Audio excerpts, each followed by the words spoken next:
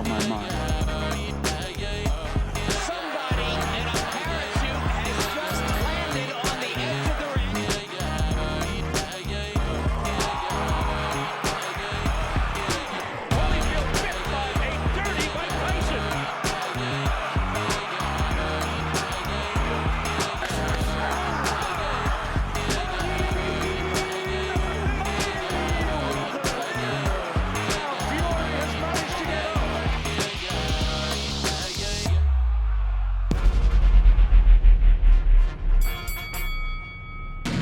Hello and welcome back to episode 80 of the award-winning Combat Sports podcast, The Boxing Show, with me, your host, Rob Tebbutt. As always, I'd like to remind everybody to please like, comment and subscribe. Turn your notifications on for more boxing content. Now that's out of the way, I'm delighted to be joined by the usual twosome for the first time in a few weeks, Mr. Barry Jones and Mr. Andy Clarke, as we review this weekend's action and look forward to this weekend's boxing. How are we doing, guys? Good, thanks. Good show last week, wasn't it?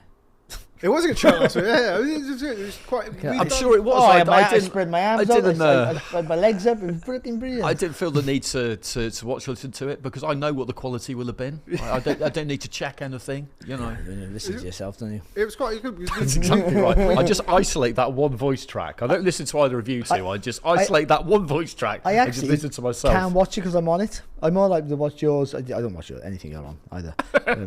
Yeah. But yeah, so it's I do. Sorry, I gotta say, I do watch the show. I do watch the show. I don't watch the show. I do watch. I subscribe. I subscribe. I don't watch it, but I don't subscribe either.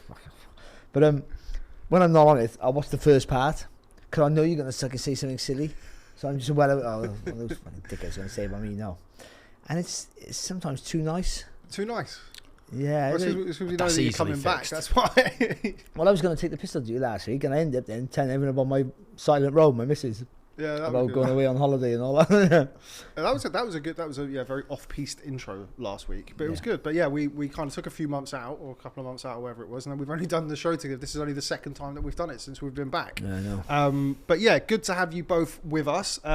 Was a busy-ish weekend of boxing. Obviously, we will start, Barry, with Saturday night with Johnny Fisher versus Dave Allen 2 at the Copper Box Arena. An emphatic win for Dave Allen, 5th round knockout of Johnny Fisher. Wasn't bad, was he? Pretty fair. I mean, Johnny boxed well, I thought, and and was winning, I thought as well. But the whole look was he wasn't going to win.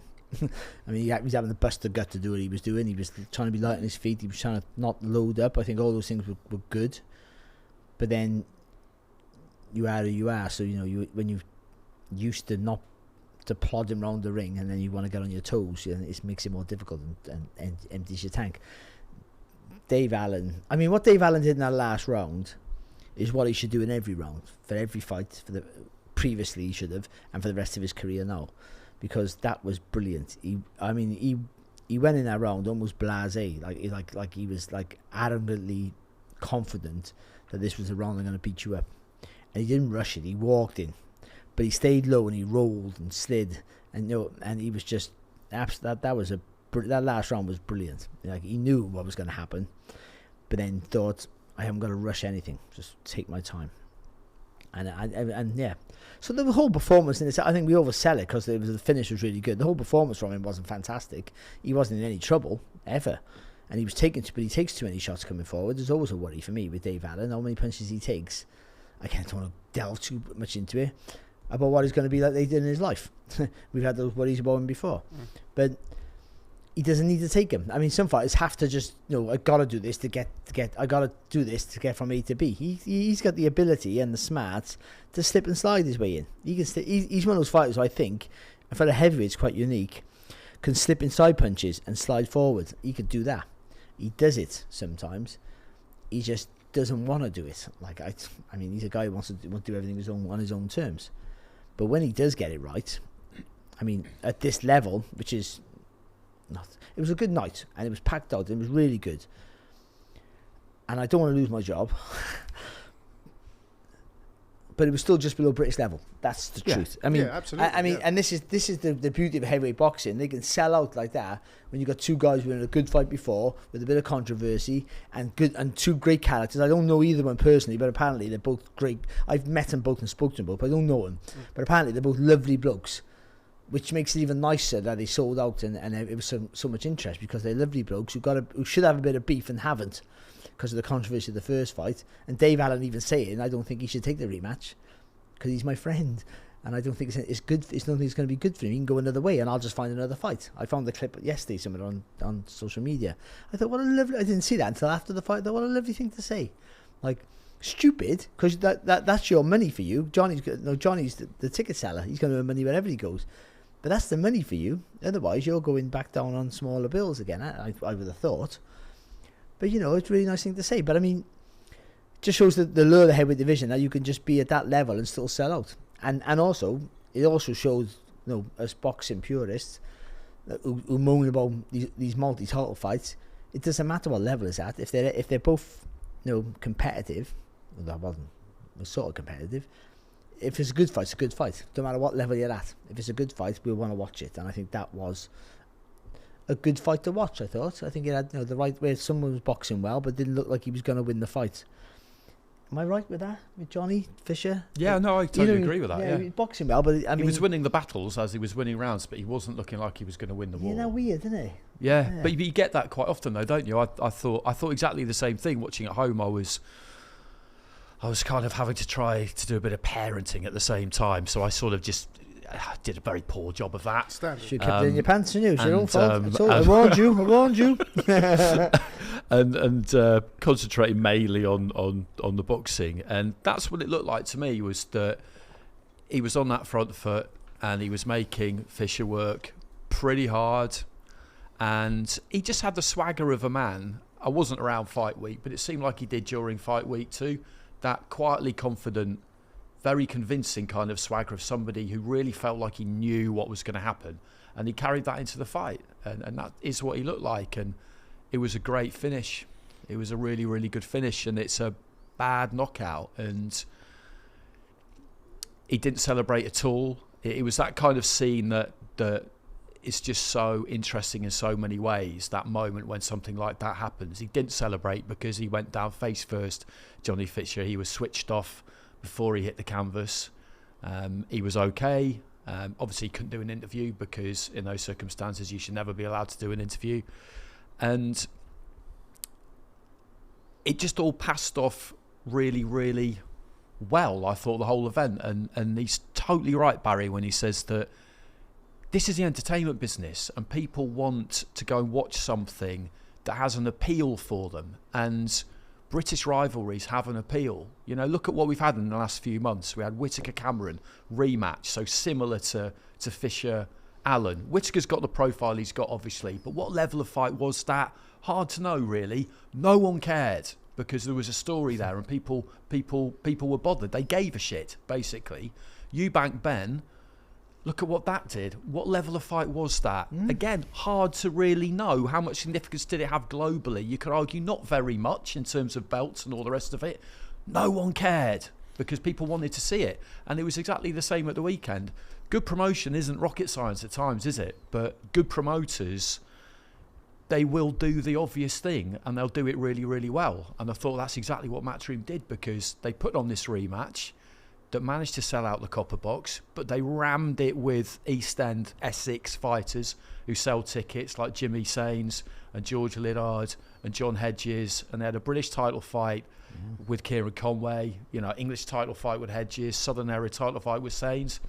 That's how you do it. Yeah. That is how you do it. It's an old-fashioned and bill, it looked isn't like a great night. It looked like a great night.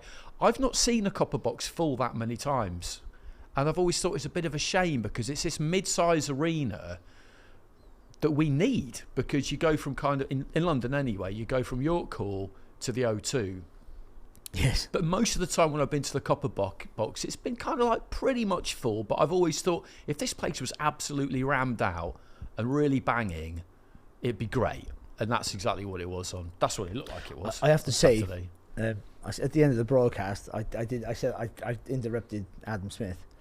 And I did say, I got to say that these are Fisher fans cheering for Allen at the end of the fight. I mean, Yeah. that's quite unique in itself.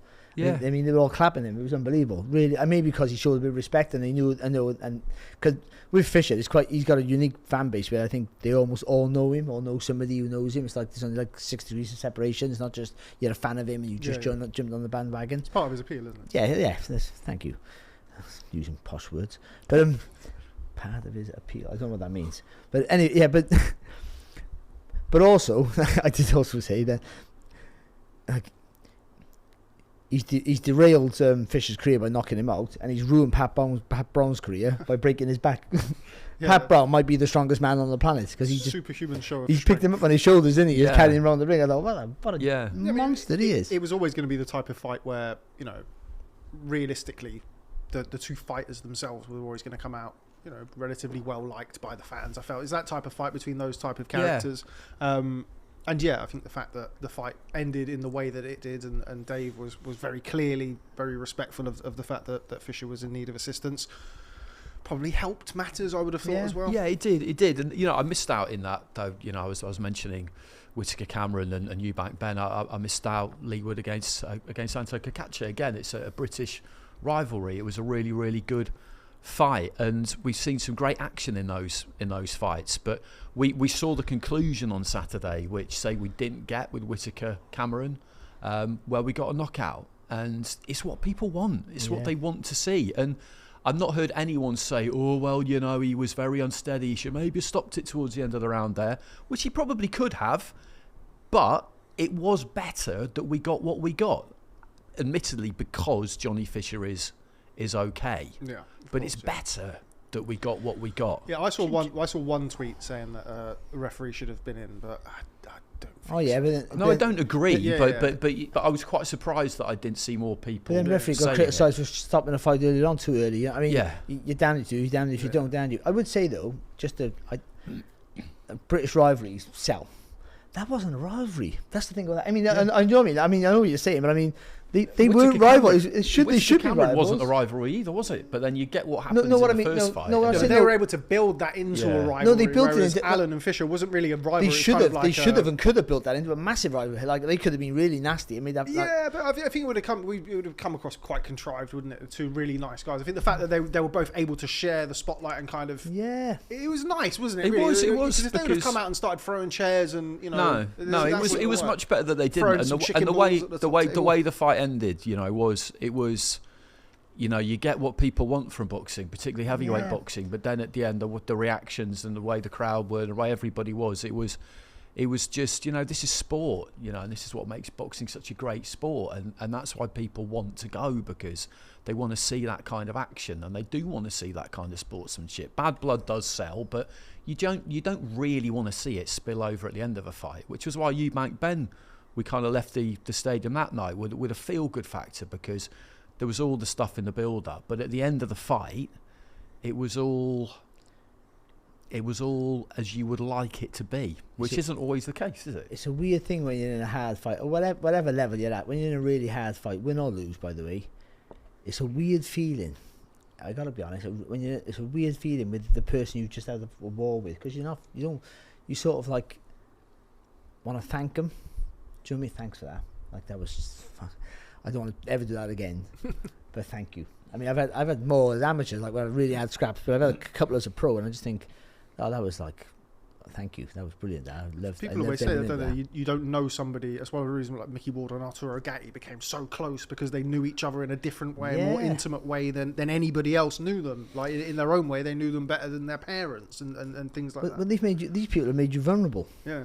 And also giving you the opportunity to be great, if you can be great. Do you know what I mean? Or as great as you can be. I would say that if you come out on top, or you've shown, or they forced your negatives out, and also your positives, your good stuff. They've made you produce your good stuff, where you've had to fire back, get off the floor, or fire back under pressure, or when you're knackered. I always talk about this, not knackered, blowing at your ass after 8 rounds, but you find that energy to throw a combination or flurry or push them back, and you didn't know you had it, and they forced that on you, and you can't like, thanks for that. You've done that for me, or you've also you've stripped me naked a little bit. Yeah, you've shown everyone my faults and my vulnerabilities and all that, and so I don't like you for that, but thank you for this. It's a weird feeling because you'll fight them tomorrow, but you haven't got to hate everyone you fight. I mean, arguably that was my biggest problem. I liked everyone I boxed.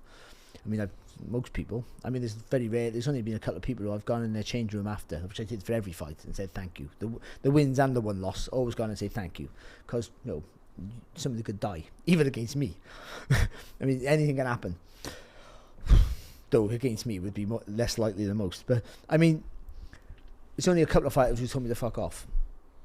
One literally said that, and one just went, "Oh, whatever." And then they were early in my career, and I don't know why that was. One, I think he thought he won, deluded. It was a close fight, to be fair. And the other one, I don't know, maybe because he got beat by a guy. Just the way I used to win wasn't very nice. He got jonesed. He got Jones, yeah.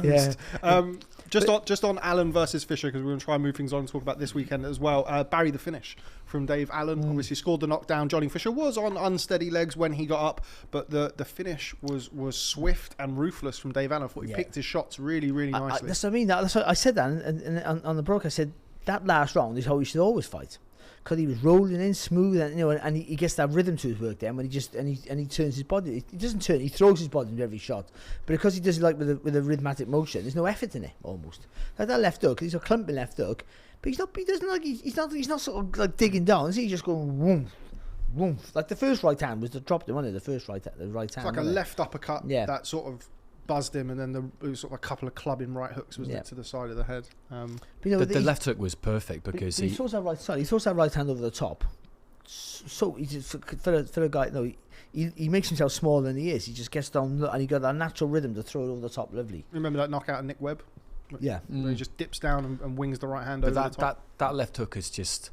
That's how you knock somebody out, because he was wobbly, and so those brace mechanisms aren't there as much as they would be earlier in a fight, and you found the gap for it, and then you see the chin go and the side to side movement of the head, and that's how you do it. They were on a ropes by us. So. Yeah, that's how you do it. That's what causes the connection to be lost, basically, in very basic terms, and then he falls forward onto his front, and it's a dramatic image, and just the place goes wild. It's in that moment. There is nothing like that. You should write a book about this. In any other sport, there is nothing like that. I watched the cup final earlier in the day, and they were brilliant scenes from Wembley with Crystal Palace beating Manchester City, and they'd never won a major trophy, and you could just see what it meant to their supporters. And I just loved Saturday because I had a great sporting day where you're just watching something and you're just thinking, this is why people love sport, because they want to go to something and really enjoy it, and they don't know what's going to happen. It could be terrible. We talked about Times Square and Canelo's skull. You don't know what you're going to get, and you can't blame the people who arrange the fights, but sometimes things really, really deliver. And we've had quite a lot of that, actually, in recent times. And just watching people... I don't really understand it when people who aren't into sports say, I don't understand why people get so worked up about sport. It doesn't really matter. That's the point, though. It's an escape, isn't it? You go to something that you enjoy, and the up and down of it is you don't really know if it's going to deliver for you on that night. But sometimes it does. And when it does, it's the best. And especially when you have no... I mean, it's nice to follow somebody and follow their journey and all that and be part of it. But when you watch a fight like that and you don't really care who wins, because, we do our job, we've got to try and be like that. I mean, and you are like that for most of them, aren't we? Then it's great because, you don't want no one to get hurt. But, I mean, you can enjoy it as just a boxing fan. I gotta say my saying. Can I say all the time? I'm a... What did I say? I can't remember now. I'm a boxing fan. Not a boxer's fan. Yeah. So... Yeah, I'm a boxing fan, not a boxers fan, and it's true because I don't really follow so many boxers now because I'm not a kid anymore. So I except for Bam, and Chocolatito, I got a list of them. No, but you know what I mean. But I just want to see a really good fight and people that do give us why we love the sport. So watching that, and with that left hook, it was a clumping shot, but he just. I'm not sure if he tried to pull that right hand back. And he hit with the right hand on the way down, a little uppercut as he fell down. Yeah. I think he almost tried to pull it back, didn't he, Allen? It was a good finish to a decent night of boxing. I'd say that. Where next for Dave Allen? Oh, I'd put him in music now. I think he said, no, he's there now. Get through out retirement. I mean, he's realistic. He said, I'm going to fight for a British title. I've got to say that I haven't jumped on a Dave Allen bandwagon like everyone else has about him being this lovely guy and a real hard luck story. Because I think, well, I mean, that's his story is what most boxers have anyway with growing up in life. They all have different issues in life, but most boxers don't come from nice steady backgrounds. Yeah. That's the truth. We all come from, not all, most come from something. Where there's poverty or bad life or no parents or whatever, it's horrible. But that's why you're drawn to the sport, because it drags you out of the shit. So, and it's all, and every story is just as compassionate as the other story. That's what you should have for all of them. So it's not unique. But all this, he never had no luck. And I always thought, like, he's had the opportunities. I mean, I'm nicking Andy's words here, but I mean, he's had the chances. He's just underprepared or let himself down or whatever. They've been his own doing. Having ability is one thing, but you got to have all the other stuff to make a fighter. But he is also recently now a product of and a really good role model for. It's never too late. You can turn it round. You know what I mean? The comeback sort of thing. So I focused on that. I thought, good for him. Like all the other stuff before, he should have been more. Should have been further on in his career and all that. He should have won a title by now. But I mean, he had the opportunities. He let himself down. Lenroy Thomas, right? Yeah, that's a great example. Yeah. Massive night, undercard of Brooks Spence, Commonwealth title on the line. He's a beatable fighter. He set up for him to win the fight, and he didn't turn up that night, and that's. But then he had another opportunity after that. That wasn't the only one, by the way. So you just think at some point you just go, mate, and they sort of did wash their hands of him, didn't they? A little bit. A little bit. And I was wondering if he was going to be able to do this. And so I do give him a lot of credit for being able to do it. And he's found that place in his life and that balance where mentally he's able to give of his best, because I think there was an element of self-sabotage earlier in his career, which is common in athletes, particularly when they get a spotlight. They feel the pressure, they feel the expectation. And what they'll do often is they'll want something in their back pocket, a card to play as to why they didn't do it. I didn't train hard. I didn't do this, I didn't do that. You want that kind of reason you can give if it doesn't turn out, because if you buckle down like Johnny Fisher and you do everything you can and you leave no stone unturned, what if you don't win then? That can be very, very difficult. So I think there was some of that going on with Dave. And when he's entered this new phase and he said, I'm different now, I've got Jamie and Nigel Travis and Jamie Moore and Nigel Travis, and I'm committed and things are different and you're going to see a new me. I thought to myself, well, we'll see, because we've heard this all before. We didn't really see that against Fraser Clarke. He said it again in the build-up to the first fight against Johnny Fisher, and that was pretty much my take. It was, well, we've heard this all before from Dave, but he's doing it now. Yeah, he's doing it now, and that's the difference. And some people never do it. Some people just talk about doing it and it never happens. And they will spend the rest of their life talking about how they're a hard luck story and what if that and what if that. But that's not going to be him. Whatever happens from here on in, that isn't going to be him. And that's, as a fan, that's great. Because you want all fighters that you watch to fulfill their ambitions and retire really happy. It's never going to happen. But that's all that you want to see. You want to see them, when they've finished, be able to be, maybe not immediately, but be able to be satisfied with what they did, as much as these guys can ever really be satisfied. To have a go. That's I mean, to be fair to him, someone mentioned that to him before. Do you wish you would have been this dedicated back then? He said, but the thing is, I don't live in regret. I don't live in yesterday. And it's a great way to live your life if you can do that. I find it very difficult to people. I can't do that, so I think people lie. But I mean, but at some point you had to go. I mean, we all got stories like that. I can know stories where I was trained by myself back in leisure centres in my professional career. By the way, not in a gym. I didn't spar in a ring, in a proper ring, for the first 4 fights in my career. That's no sympathy. And I mean, the Freighter's fight, my training partner was a 10-year-old kid. That's the truth. But I was prepared as I could be for that. No, I mean, you could be more prepared. I didn't spar with him. He was too big for me. No, too heavy. No, what I mean is, I had no excuses. I did the best I could do. But every boxer will have a story like that, but nothing's perfect. Because our sport's not really regulated like other sports. You don't have, like Chelsea football team, they all go to academies, don't they? They all do a little set training pieces. You don't have that unless you're a Joshua or something like that. So, We all have that, so we all got excuses. It gets to a point where that's an excuse, and it's a genuine excuse, but everyone's having the same problem. You've got to get through it. You've got dedication is more important than talent. I mean, that I've said that all the time. I mean, if I could go back in time, I could fill a cruise liner full of people I know personally who had the ability to do stuff, but didn't have all the other stuff that I had to make it, and other fighters. And Dave might have ability, but he didn't have all the other stuff. But now it seems like he's putting it together. It might be too late to go on to go beyond a certain level, but if he wins a British title or fights for a British title, that's an amazing achievement. It's a massive achievement. I'm people just, everyone talks about now. I mean, you hear the young kids now interview and they go, "What? Yeah, I have the ability to be a undisputed multi-weight world champion. Multi-weight undisputed. How do you know he's going to get undisputed? I mean, what the fuck Haven't you on boxed for about? an area title. I mean, I used to just be, I want to be a British champion. I want to be a champion. That's what I said, and a world champion. So, like, winning a British title is amazing. If you can get that, and by the way, the heavyweight division, you win a world title, you're 6 figures guaranteed anyway. A British title, sorry. So, you know, he can earn plenty of money now, late in his career.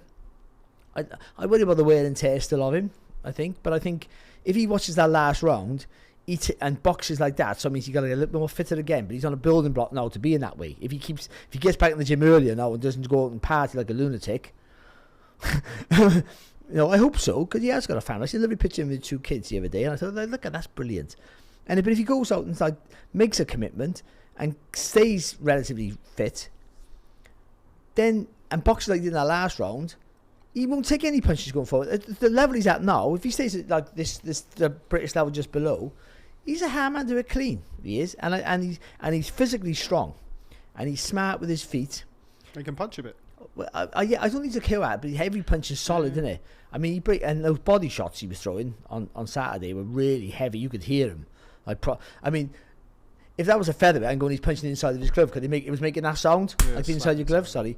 But it was the knuckle. I mean, that's so hard it was, boom, boom. And I mean, he could cause problems at that level. And you know, him against, there was David Adelaide was sat behind us. That was the question I was going to have. David Adelaide and Jamie TKV looks as though they're going to run it back after what happened in the first fight. The winner, looked in good shape, Adelaide, I've got to be honest. It's always the winner of that fight against Dave Allen, potentially? I know Fraser's positioning himself for that as well. Fraser Clarke, I know that's what he wants. A rematch with Fraser as well. He's a different fighter now, you know. And Fraser's coming back off it. No, he's got things right, but no, he had that bad loss against Wardy. You know, I mean, he's come back since then, but still, you know, you want someone like Dave Allen swinging big right hands over the top. I mean, you know, Fraser's a beautifully skilled fighter, but you know, this new Dave Allen now would be a different prospect for him. Saw some calls for Joshua against Dave Allen. I thought we were back in 2019 again for a minute. Joshua, of course, you know, might need a comeback fight, get loose before Fury. Who knows? Hey, this division more than any other, that division more than any other. You just never. That's not going to happen. But you just never know, do you? But I mean, yeah, he's in the picture now. Particularly now, like you win a British heavyweight title, you know, we rule the roost in the heavyweight division. Yeah. Sorry, Usyk is obviously on his own roost. But outside of that, you win a British title, you're there or thereabouts. Eddie Hearn went from Copper Bosch to Allen Arena. Well, the Allen Arena. no, but what I mean, I'm joking. But all I'm trying to say, I'm joking, please. But no, it's like. But that's the job. Yeah, of course. Yeah, of course. You're going to give him an opportunity to knock off your big ticket seller and then just go and box on a Hobson show or whatever next. He's now obviously with Matchroom. Yeah, you go from being the opponent to now, especially in that division, the opponent to the star attraction. And also, everyone loves him at the minute. I mean, it's very important for him now to stay relevant because everyone's in love with him. So, like, build off that. Be the darling of heavyweight boxing because we haven't had one for a while. Be interesting to see. What he's obviously now picked up a WBA Continental, I think, title, which gives him a ranking. Yeah, his first belt, apparently, he said. Yeah, which you could end up seeing. I mean, I had a heavyweight who's well ranked with the WBA message me about a potential Dave Allen fight over the weekend. Not going to name any names, but he's fighting Justice Hooney soon. I would say though, Justice Hooney, right, he can be hurt. Lorena heard him a few times, you know. Yeah, for sure. Almost got him. I mean, it's hard to say how if he can step at that level, but I mean. I think sort of British-ish level next, either Adelaide, TKV, Sol Dakers. I know he's and these are fights that people would care about. Yeah, Dave Allen against a relatively unknown overseas fighter doesn't really do much for me, to be honest with you. And if I'm sure that's what Matchroom are going to be looking at. Is he's a domestic fighter, and domestic fighters are very, very valuable things to have. Ones who can draw a crowd when you're a promoter, because you look at that card on the weekend, in pure business terms, that's probably not going to be a very expensive card. But at the same time, it was a good card. Yeah.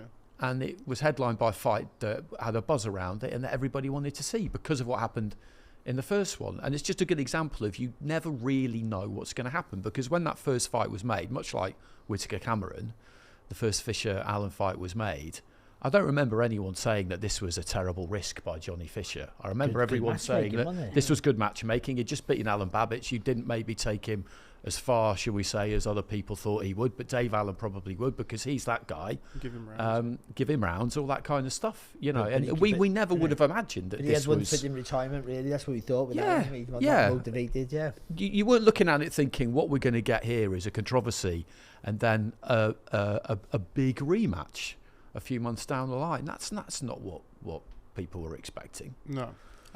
Okay, before we move on, Andy, going to come to you first. What next for Johnny Fisher? They just need to rebuild him, don't they? They need to build his confidence back up. They need to be quite careful with the selection of opponent, because he's still young. The good thing for him is that he's got a really good team around him. Nobody's going to jump ship and run for the hills thinking that, okay, maybe he's not the cash cow that I thought he was. It's a family business, so everybody's going to stick by him. He's level-headed, so he will have as good a chance as you can have, I think, of recovering from this. And they don't need to start again exactly, but they've got to be careful with how they bring him back. And what's been good as well is I haven't really seen too many ha-ha merchants on social media since the fight, because with big ticket sellers you often get that. People are waiting for them to lose so they can get stuck in and slag them off. But because he's never said, I'm going to be this and I'm going to be that. Yeah, that's a good point. People just look at him and just see what he is, which is a dedicated professional, somebody who conducts himself well, who says the right things, who was very gracious in defeat. And for that reason, people will want to see him come back and do well. He's in for a pretty hideous next few weeks, to be honest, because it's not a great thing to happen to you. One of the great things about, you mentioned the having the family around him, and that will be very close. They'll need to be there over the next couple of weeks. And who he lost to, by the way, that helps. Yeah, it does. Yeah, that's a really good point. You haven't lost to a guy who's gone, he lost to a guy who's just been listening. Johnny's a good guy, and all this, the way we're talking, no one's going, he's washed up now, he want to retire. He's still a young man. He is what he is. I mean, he always had limitations. And I think he sort of knew that. He'd gone to the sport late. He's not the most agile sort of fighter. So I think that gives you a ceiling anyway, I think, to a certain level, even in that division. But he can still win stuff. Match rightly, and if the timing's right around your division, he can fight for the British title still, depending on who's around at that time. You just sometimes you go in, I'm a prime example of that world level, you get to a certain level, and the quality is not as good as it's been just before or just after you. It just depends on it. All the fighters are brilliant. You're never going to get anywhere. It just depends how it is. But I think, he can do okay. I think you've got to bring him back carefully, but not too weak either. No. And also, it'd be interesting about tickets, I think, because without selling tickets, people will not be interested in him. That the promoters and stuff like that, they just won't be. That's how it works. And you don't want to be a guy who's having to take hard fights like Dave has had to do. There you go. You don't want to be Dave Allen, because you probably haven't got Dave Allen's ability, or maybe natural toughness. So he's got to be, or chin, not toughness, chin. But so if you can still sell loads of tickets, you can bring him back smartly. But you can't just chuck him in with no 3 wins and 75 losses, and that's no good for him. That everyone no one buys into that. But you can bring him back against a guy who's not a huge puncher but still got a winning record, and do it that way, because you still sell. And if you can still sell tickets, he's still relevant. And build a couple of fights like that, and then chuck him back into an area level title fight, and then build again. I mean, that you're only talking like 18 months. He's only a young man still, and then you're back to where you were. Some of the names that I thought potentially for Johnny Fisher, Sold Acres again. Sold Acres, a second mention for him if you get a fight. Not straight away though. Not straight away necessarily, but yeah, I think he's going to have to get fight. You got some guys who can dance, flick around you, and And then some of the other names kind of in and around that fringe sort of English title area level. Moses Jolly. God, that'd be an interesting fight. That's an hard fight. But again, this is the thing, you know. And with respect to, and this is something that Eddie Hearn, obviously promoter of Johnny Fisher, and Dave Allen, said in the immediate aftermath of the fight is, you know, what level do you go to? And that's the big question now with Fisher. What level do you go to hit that sweet spot that you're saying? You're not blowing over a guy who's not coming to win, but you're not, you know. The last thing you want to do is getting beat straight away. Sure. Even if you're getting just outpointed by a Takers, it's just like, not saying Takers can't knock you out, but he's not a big puncher, is he really per se? Then you know, but another defeat. I mean, your markability starts sinking dramatically. Then and it makes then you have to take that real risky fight to get there. So he doesn't need to do that. 'Cause he's still a marketable fighter because of his fan base. So yeah, you got to get him a guy who's not winning left, right, and centre, but has some sort of value, and I like a Dave Allen. Yeah, that is it, isn't it? If it was a few years ago, it'd be like Dorian Darch, wouldn't it, or someone like that? But he's doing bare knuckle now, isn't he? Dorian Darch, I think. But it'd be someone like him. I'm just trying to think of who's the kind of. I'm not absolutely sure. It's kind of because you're right. Like, I don't think those. That fan base is not going to desert him off the back of a defeat. No, I don't think so. It'll be a badge of honour for them. Barry mentioned that. They all kind of know and they're all invested in their own way in the journey. It'll be a badge of honour for them. It'll probably be even more important for them as fans to turn up for their next one. Yeah, do you know what? That's a really good. But one more defeat, and he's very not lucky, but not everyone has that. So but one more defeat, I never. And then it probably will start to fall away a bit. Although it depends in what one more defeat, if it were to come soon, would. And the manner of it, you know. Yeah, but where he goes, he knew. He's a bit like Dave Allen. That's why we liked them both, because neither one was saying I'm hoping to get in the mix with Fury and Usyk and Dubois. And no one was. They were saying that. Nah, exactly. Maybe one. They wouldn't even say maybe one day. They were just going, if I can get to the British title, I'd love to fight for a British title. That would be my dream. Not even winning it, to fight for it. That's what they were saying. Yeah. I mean, I was like, what are we in? What's this? 1989? Yeah. What are they on about?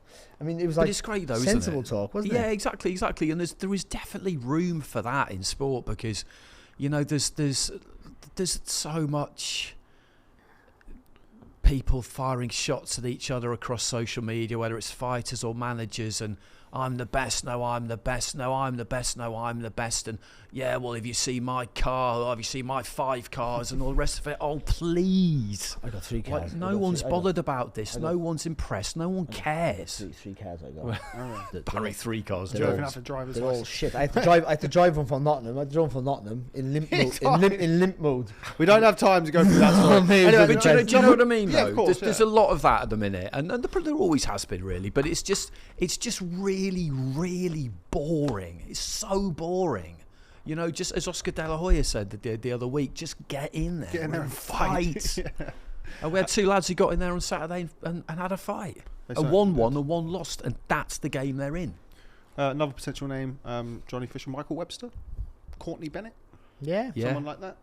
Courtney Bennett, of course, was beaten by Nick Webb. I don't think that's the type of fight that Johnny Fisher would want.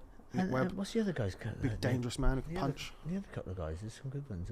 300-pound Nick Webb. Franklin Ignatius. Yeah. And that sort of level.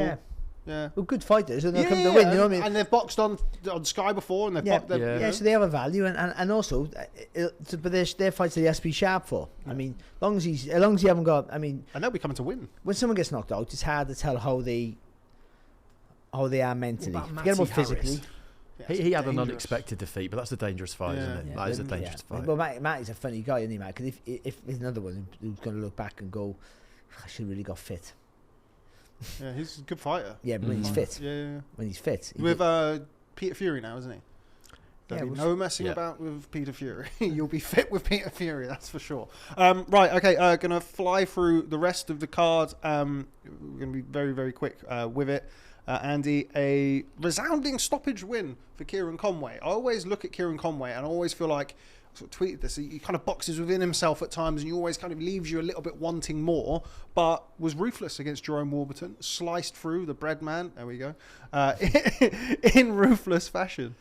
He did. I made him a pretty strong favourite heading into that fight, and it was funny. I saw him at York Hall a few weeks before the fight, before it had been officially announced, and we were just chatting about how it was at York Hall, in 2018 that he boxed Cheeseman for the British title and put on a really good performance, got a draw, could have nicked it, could have got the decision, didn't go his way, and not enough happened for him off the back of that, really. People didn't really seem to want to fight him, and he's always been good, he's always been well schooled, he's got a really good team behind him, and he's always done his part, and including taking tough fights on big cards, admittedly, for which you would hope he got well paid, but probably fights that plenty of other people wouldn't have fancied, and he did all of that, and he'll be absolutely delighted to have won that British title. He'll does feel, I'm sure, that he's above that level, but he'll still be absolutely over the moon to have won that Lonsdale belt, because it's a massive achievement. It's a massive achievement, and I think I saw his dad on Twitter earlier today saying that he's the first Northampton fighter, I think, to become a British champion, and that's exactly what you were talking about earlier. That's how you should frame things. I'm the first person from my town ever to do something, and that means something. That's a really meaningful thing. I can even say on my streak, could I? Win a world title. Well, no, it's brilliant. I mean, he should, if he didn't win that fight, and Warburton was a good fighter by Jerome Warburton, but if he doesn't win that fight with the level he's been boxing at, even in defeats where he's done himself proud, then you start to say, well, all this you could do better, you might do better. It starts to be you just can't. Who you are. You just can't do better. Yeah, this is who you are. I thought Warburton started really fast, really good actually. He lacks snap and power and strength, I would say, to really make the pressure that he tried to put on Conway, really make Conway panic with that. But he had a good go, and I think in the third round, I don't know this, I got a feeling he broke his jaw. Yeah, he was. Yeah, a lot of that. But when he met the corner, he was sort of like going. There's a lot of that. And we never. I didn't comment on that fight. I stepped out because we didn't do 16-man commentary, and he was. No, but I mean that's quite a sign that they sort of they want to breathe out of their mouth more than their nose. And it looked like there was blood in his mouth. I couldn't quite tell. But then in the fourth round, he really shied up when he got caught. By the way, Conway did it with a shot, caught with a lovely left hook. So that it is what it is. But I think he really declined very quickly, and I think that might have been the issue that he just that put him really rightly so, put him in defensive. And mode. He was so much up here that Conway just dropped down to the body, poof, and then after that he hurt him to the body. He never recovered after that. And once you see he smelt a bit of weakness there, Conway, and he probably was going to win the fight anyway. But I think that just put Warburton in a real defensive mode and panic, and Conway just went bam right on him and put them together really good. That was exactly what he needed as well, wasn't it? Because what you don't want is you step up and you take tough fights, but you don't want to become measured by your losses, do you? That's not what you want. And he was supposed to fight Aaron McKenna in that middleweight tournament, which that all fell over in the end, didn't it? But that would have been a really good fight for him, and they both really needed it at the time. And now big things have happened for the pair of them within the space of a few weeks, and you fight for a British title and you win comprehensively like he did, and there are good fights out there for him. I know Tyler Denny fancies that British title fight. He would love that fight because he's been a European champion, but he didn't box for the British. That would shift some tickets. There's also quite a lot of talk. I was quite surprised at the amount of talk about Kieran Conway against George Liddard, who of course had a win over Aaron Sutton over the weekend. He would definitely be behind Denny in the queue, wouldn't he, given respective achievements? Yeah, you certainly with regards to achievements, but the fact that's you lobby for it, don't you? You lobby for the opportunity. Yeah, you might sneak in before him actually. But there seems to be quite the push for that, which I was quite surprised. Not that George Liddard isn't a capable fighter. It's a step up for him, though, isn't it? It's a sizable step up. A guy who's boxed a big bills, lots of experience, keeps his shape really well. I mean, I think Conway quite often boxes the wrong distance. He always tries to get too close, and I think that allows your opponent a chance to work. So Liddard, but Liddard gives Liddard a really good opportunity to work away. But I mean, Liddard hasn't really had that acid test yet, and I think Conway would be that. And a step up with that as well. So I think, But you see, if you win the English title, you've got to be targeting for the British title next. I mean, stylistically, Jimmy Sains might have a better chance against Conway. I'm not saying Sains is a better fighter than Lidad, but I mean just stylistically, the way he punches really long with his shots, where Conway should be punching like that, nice and long, but he has to come in close. But Sains got really good timing and will get you coming forward. Though Lidad has good timing as well, actually. So yeah, so I'm up for that. It's a good fight, but you would think that maybe he takes another fight before that one. Yeah. Realistically, yeah, I was again not for it to be mentioned is sort of one thing, but it seemed like they were really going for it. I was quite surprised by that. I was quite surprised by that. But I do like Lidad. He's we saw him on the Top Tier show in Brentwood. That's not me. Oh, is that us? Oh, it's somebody at the door. That's all right. You can it's maybe somebody at the you door. You can take it. I can't. But we saw Lidad on the Top Tier show where him and Jimmy Sains were both on it, behind you. and they'd sold out Brentwood basically, and that was a good bit of business where Matchroom, if you like, had loaned them out to Johnny Clarke, and they got that top of the bill experience. He was with S.A. Smith that night, who's since gone on to win an area title, I think at a weight above. But you could see that there was something about it. Yeah, we're still rolling. Sorry, but that was good. Jimmy Sains, Barry, you just mentioned him there. Obviously had a win over Gideon Onyenani. Yeah, that's the one, yeah. There we go. Yeah, Onyenani. Yeah, there we go. Let's move past that. To pick up the Southern Area middleweight title. I was impressed with Jimmy Sains. I think he's like you mentioned there, punches nice and long. Good. You got really got good rounds in there against a guy in Gideon Onyenani who has gone the distance with some very, very good fighters. So the theme of Saturday, especially for the guys who lost, a lot of the guys who lost is.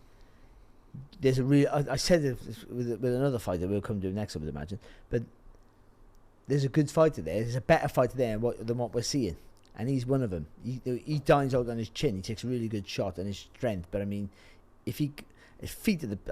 fighters got to work on their footwork, all of them. I mean, especially on Saturday night, and your feet are, and you're not going to be a dancer, but your feet do everything for you. Without your feet, you're just a guy who can throw punches. But I mean, if you can't get to the target quick enough, then you're just shadow boxing. I mean, and if you can't use your feet to evade punches, then you're a punch bag who's shadow boxing. I mean, it's very cruel, but then that's what it is. I mean, you haven't got to be like me, running around trying to escape everything. You can do it like Golovkin got great footwork, Usyk has great footwork, Canelo has great footwork. They don't dance around, but then Leonard has good footwork. He can dance around and be aggressive with it. And Mayweather has great footwork. Every great fighter has good feet, so that's important. And I think with him, that Onyenani, but he was just too easy to hit. And so you can swallow it up, and then when you are close, you can be effective. But if you can just like slip inside shots and then accelerate with pace, that's another term I always use, but it's true. Being able to change the tempo of your own work and use your feet. I think these things are really important. Like, and fighters need to work on that more. And he's one of them, because he is 10 times the fighter he is now if he gets his footwork right. So I think he can be a very, very good fighter. But Sains, heavy-handed with every shot he throws. He punches nice and long, so he knows his range, which is very important when you've got long arms like him. And his timing is very good. I mean, once he throws out 1-2, the rhythm to it is lovely. It's boom, boom, boom, boom, boom, boom. He knows he's going to land with it. So fluent with it every time he throws the shot. So, I mean, he's a good fighter. He is. And you've got a pool of fighters here who are all. It's going to be a bit congested in a minute around that domestic Irish sort of British sort of level. They're all going to be all queuing up at the same time. So hopefully now with this new era of everyone wants to fight everywhere and everyone being copacetic promotional wise, fight each other. We get to see all these fights, and not protecting your O's not important. You can still move on. Then we will get that, because they got to rush Lidad. Otherwise, they got to match Lidad versus Sains. That's the reason why they're going to rush him. Not rush him, but why they think he should fight for the British title, because Sains is going get him ahead. I won the English title, and I'm one about. Even though they're in the same camp, aren't they? Yeah. But I mean, how can they avoid each other? I mean, it's going to be difficult, isn't it? I don't see how you can avoid each other, or why you would want to. I know they're in the same, and people will watch this, and certainly, Tony Sims will go shut up you. But I mean, they'll be looking at each other in the gym for sure. Got to. I mean, especially Sains. How can you not? Yeah. Because they're pushing the dad above him now, and he's in front of him, and he's going to go, I can beat you, or maybe he can't. But I mean, you're going to fancy it. And they must, I mean, what great spar, you must spar with each other, because what great, you can't get no better sparring, can you? You know, right now. Yeah, and just on that, being in the same gym, I get it, you know, and the trainer will always say, no, we can't do that because we're in the same gym. Why not? You know, you've got one career, and if it's the right fight at the right time, then arrangements will have to be made. You can't I remember talking to Jeffers about this, Mark Jeffers, when him and Jack Cullen were in the same gym. He wanted to fight for the British title, and I said, well, I suppose you couldn't really fight Jack Cullen, could you? And he just said, why not? I said, well, you're in the same gym, so what? And I know not everybody has got the same attitude, but sometimes I look at that and I'm being slightly facetious, because I do understand why people will say you can't do it, but at the same time, it would just take one fighter to turn around and say, why not?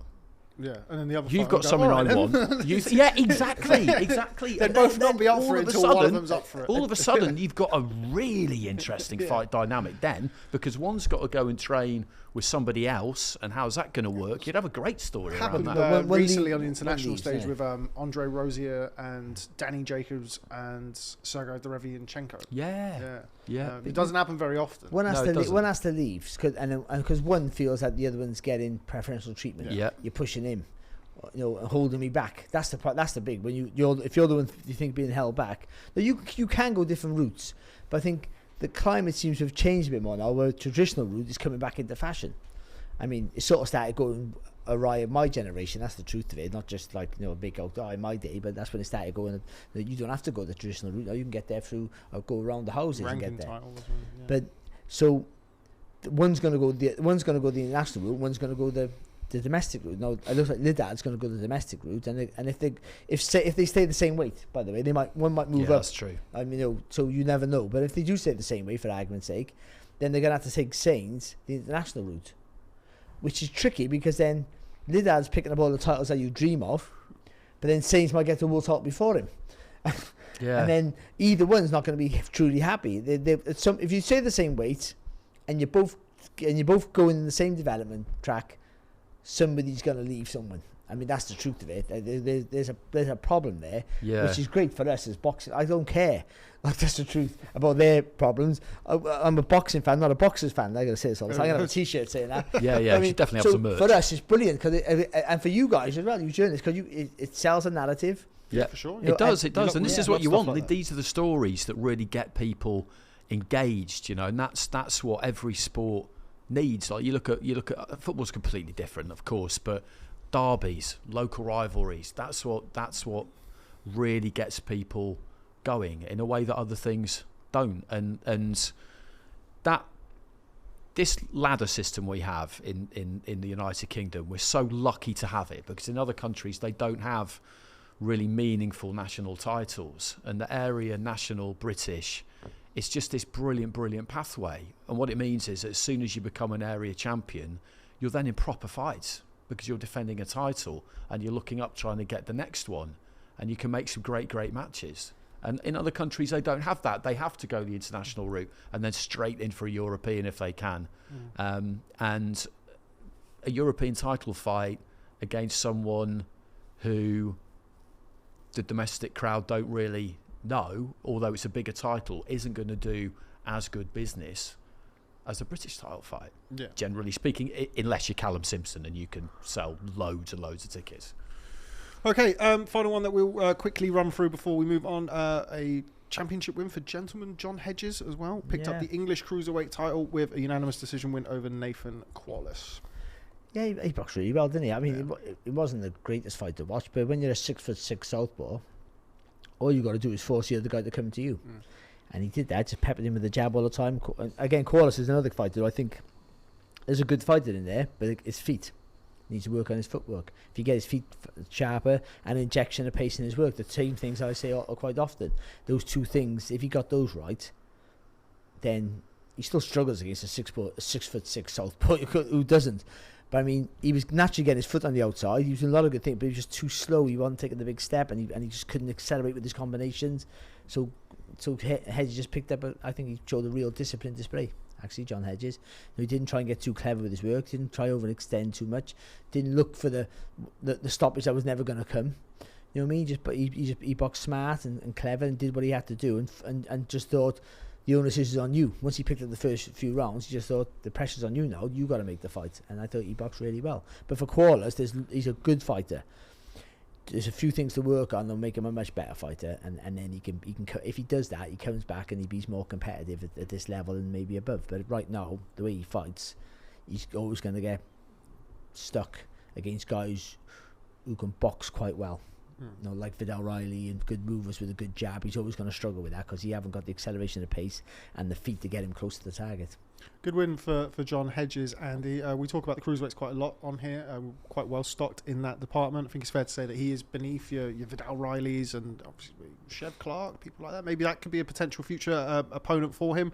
Where do you think he goes next, gentleman John Hedges? I don't know why I'm calling him Gentleman John Hedges throughout, but I think I'm just going to do that from now on. Yeah, you're right. I mean, he is below that. Because they've taken him slowly, haven't they? They have, because I remember his debut. Yeah, he had a baptism of fire there because I think they put him straight into 6 rounds, was it? Yeah. Against Jan Ardon, who was good. Yeah, and he was very fortunate. And he was lucky to get the decision. Yeah. And he suffered this like completely unfair, pretty savage social media backlash as a result of it. And I spoke to him about it not that long ago, actually. I saw him at a York Hall show, a Box Nation show, and he came on and had a chat with us for a few minutes between fights, and we're talking about, you know, how great it is for young fighters to be on a good platform. And they said, but there is a flip side to that, you know, and you experienced it, and that must have been quite a kind of difficult thing, but now valuable thing to deal with earlier in your career. So he's been through that, and he was probably 18 then. He was 18. It was over 4, but it was 18. Oh, it was over 4, was 18. it? And that was a light heavy, I think. And he's obviously, you know, that was at super middleweight. Wow. He was 167 and a quarter, so he even made championship weight. And he was never going to stay there, was he? So, yeah, around that English title level, I still wouldn't rush him. No, there's no need to rush him. And I think the fact that they've taken him quite slowly to this point is an indicator that they're not going to trade. There's no point trying to chase after those guys. He doesn't look physically strong enough to cope for those 12-round fights. I mean, you never know. And not tricky enough. I mean, he's awkward because he's 6'6". And southpaw. Yeah, so, but I mean, Vidal Riley will adapt to that quite quickly. Clarke will see that as an invitation just to swing shots over the top. So, you know, all that leaning back stuff won't work. So I mean, that's the problem if you're a puncher or you're massively tall, you have unusual things that stand out. You sometimes don't work in your all-round game because you're getting away with punching and leaning back because you're massive. But then talking about, I was saying about moving your feet close, stuff like that. You know, the good fighters will take that. Like Quarless was getting his foot in the right position, but I was sort of saying you got to get your heel on the back of his heel. You got to take a big step, because then you know that when you throw the shot, you're going to punch right through the target, and he just wasn't quite doing that. Because then you don't get your feet right. You throw the punch with not the same conviction. Thinking, I'm not quite in range here, but I got to fucking throw it anyway. Where good fighters or experienced fighters or better we'll make that. We'll go bam, psh, and then all that leaning back just puts you in a terrible position. You know, imagine that leaning back against Clarke who punches low and then goes over the top. Yeah, he's not ready for. Yeah, he's not. So what about Anis Taj? Yeah. Oh yeah. Yeah, because he brings it. I was supposed to see him on a card. But then that's not bad. 2 or 3 months ago, and Different type of fight. he dropped off it quite late. But you know, he's got something to say. He's good for promotion. He'll talk up the fight, and he'll bring it on the night. And I quite like that. Yeah, I think that it will absolutely come to fight. And get him imports anyway, because he's only going to start making a name for himself when he boxes for a title. I mean, not everyone's like selling millions of tickets straight away, are they? I don't know if he does, by the way. He does, maybe he doesn't. But I mean, you haven't got to put big, sexy names with him like you have with Johnny Fisher, for instance. You know, you can give him loads of imports. He's still young There's not enough. the expectation on him at this point. He's still low enough on the bill to give him the experience fights. And I just do that, I think. Get him a tough guy who can't punch. Get him a guy who can punch. Get guys who has no legs, and things like that. I think yeah. So he gets the all-round experience of how to adapt, and all the time he's learning in the gym, getting physically stronger, and not making the mistakes. But being English champion now, he will have some kind of a say. They can propose a voluntary, but you know, he's got a title, isn't he? Yeah. So. Okay, just to quickly round off Saturday night's card, Still going, are the we? Copper Box. Shannon Ryan with a 8-round decision win over Farah Al-Basiri. She Did have boxed to well, pick she did. herself off of the canvas, but did emerge victorious. Another stoppage win from Taylor Bevan, who is looking the goods in Yes. his short spell so far as a professional. And Lele Buttigieg with a 3rd-round stoppage win as well. That brings to an end our review section of today's It show. doesn't.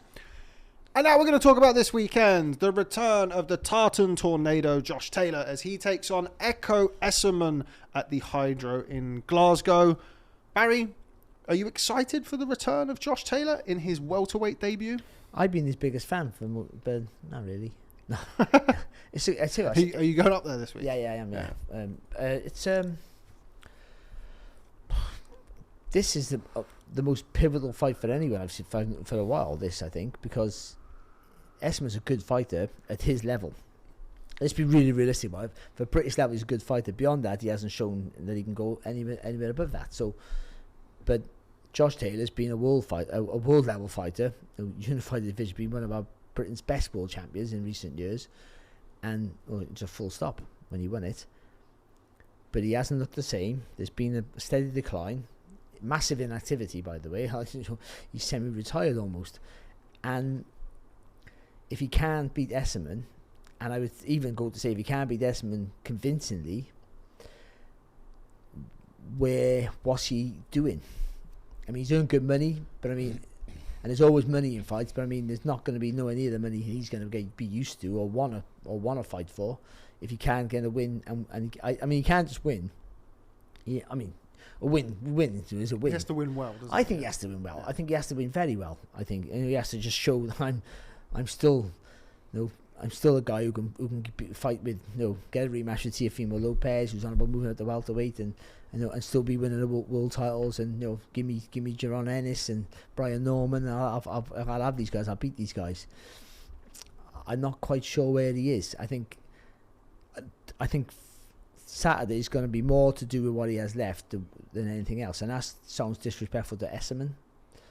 But you have to be realistic about that. If he can show 70% of what he was, Josh Taylor, that surely has to be enough to. Surely that beats most world level fighters, let alone domestic level fighters. So you think that would be more than enough?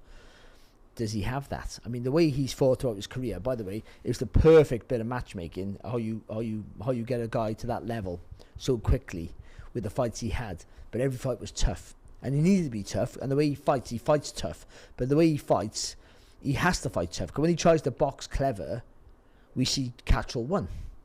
Him and Cattrall won. That's what we see there. He's more vulnerable. He gets hurt with shots that he could swallow before, that he would just soak up. He's a better fighter when you chuck him in the fire. When there's chaos around him at his best, when there's chaos around him, he thinks better. Some fighters are weird like that. Like they got to put themselves in danger, and everything slows down for them, and then they see stuff, and that's when he's at his beautiful best. When he tries to be tricky and clever, like he did against Cattrall in the first fight, I think he has too much time and he maybe doesn't switch on or whatever. He can't compute things quickly enough, and he gets caught with silly shots. And he got hurt against Cattrall. Cattrall was the punch in that first fight. Let's not forget that. And the second fight. Yeah, and the second fight. But I think there's a decline in Taylor. Now, how much that decline is, I don't know. I mean, that's what I say. The fights he's had and the way he's had to win the undisputed title, the welterweight, was always going to be at super lightweight. Was always going to be where there was going to be wear and tear on him. The way he was boxed was never going to be a longevity sort of fighter. So this is really the last roll of the dice for him if he's going to have a push for world honours. And that's going to be the big question. I mean, that has to be the only question, I think. And his 4th fight in 4 years for Josh Taylor this weekend. How big of a factor do you think that could be, particularly up at a new weight? What do you think? I think it is potentially a factor because as you get older, I think activity, not crazy activity, but activity becomes, if anything, a bit more important.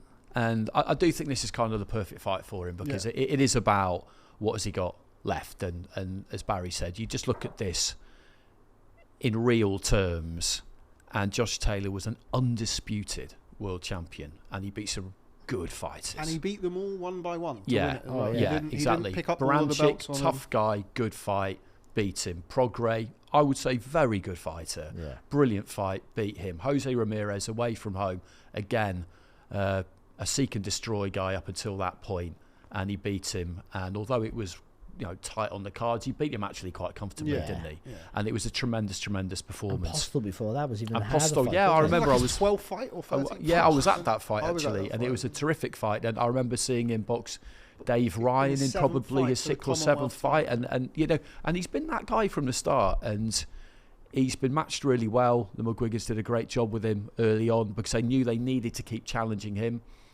and he was one of this kind of newish breed at the time who you knew was going to get to a world title if everything went to plan around about 14, 15 fights. And so by the time he'd had 20 fights, which he has now, I think he's had 21 now, he wasn't going to be far away from the end, possibly at the end. But I think the way things have gone for him the last few years, if they'd gone better, then maybe he would have retired by now, feeling that there was nothing left to prove. But I think he probably thinks that there is something left to prove, and he can absolutely prove it if he's still got the hunger and the desire to do it. Because if he has, even if it's 70% because of ring rust and other things, then the gulf in natural ability between these two will see Taylor win, and win convincingly. But if it isn't quite there, then Ekow Essuman will find it out. 6 years yesterday since Josh Taylor beat Ivan Baranchyk. Some fellow Naoya Inoue was on the card. God, that was a wild old night. That was against Manny Rodriguez. Brilliant, I commentated on that one. That was a really good fight week, that was. And a great fight as well between just Taylor and kind Baranchyk. of acrid adrenaline, with Inoue and Rodriguez's the kind of look on Rodriguez's face when he got knocked down. That first left hook. Jesus Christ. But Inoue in Glasgow's mad, isn't it? a long time at the top level, and you mentioned there, Barry, about those hard fights. One thing that I'm keen to see this weekend is the move up in weight. We also had a very good 140-pound world champion who moved up in weight by the name of Ricky Hatton. When he moved up to 147 pounds, that physical advantage that he enjoyed down at 140 pound, that strength, that ability to kind of overwhelm fighters wasn't quite there. Is that something that we could see this weekend with Josh Taylor? I mean, Ekow Essuman is a fully fledged natural welterweight. He is, but he's not a big puncher. Essuman's busy and he punches weight, but he's not a massive puncher, and he's a busy fighter. It's technique with Josh Taylor. I think I think putting on weight at this stage of his life will help him. I mean, it's got to be better for him. And even though he is a bully,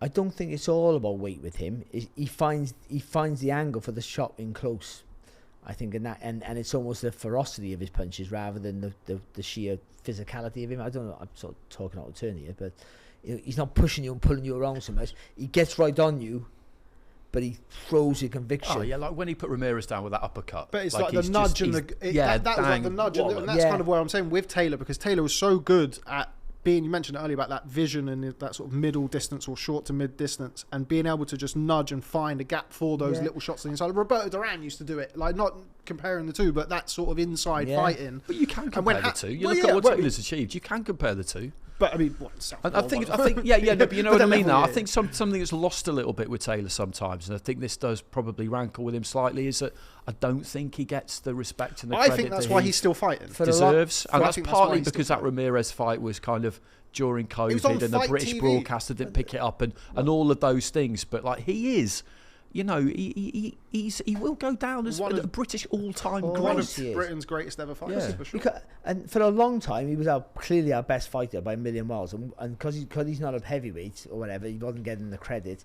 The problem he had was the Catchwell fight. That ruined him. It wasn't his fault. That was his big... Right, he's back. He's our undisputed champion. This is our launch pad into superstardom, really, wasn't it? And no one thought he won. And that's not his fault. You just go in there and do what you do, and you win. He doesn't score the fights, but he got the blame for it all. And then because he doubled down like most fighters do and say, "I did win it. I thought I won." What you're talking about? And and then that didn't help him. I mean, so because of that, he'll be known outside of boxing more for that than for his brilliant that run to be undisputed was as good as anything I've ever seen. But you're right, the publicity around the Yeah. fallout to the first Catterall fight eclipsed the publicity he got for becoming undisputed, And which is really And unfortunate, even but with that's true. the World Boxing Super Series, if you remember, like, it wasn't, they had no fixed broadcaster. They had to do the final. They tacked the final onto Chisora against David Price. We'll remember the famous kind of confrontation at the top table. Well, Sky did the final. I did the fight in Glasgow, and he beat Frank Martin. Was it Frank Martin? Frank Martin, in the first round, and then he beat Baron Chick. And then, so I did that one, but then again, I don't know where that went. I think there was a period TV, like the WBSS, which by we all love the WBSS and miss it dearly. Trade tournament though.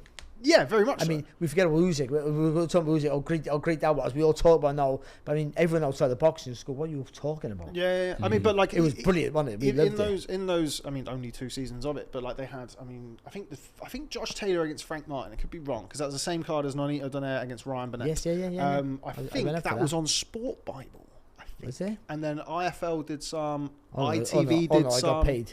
Yeah. That's all that mattered. I did Taylor Baranchik for Sky. I remember that. Was that on Sky then? Yeah, Taylor it was. Yeah.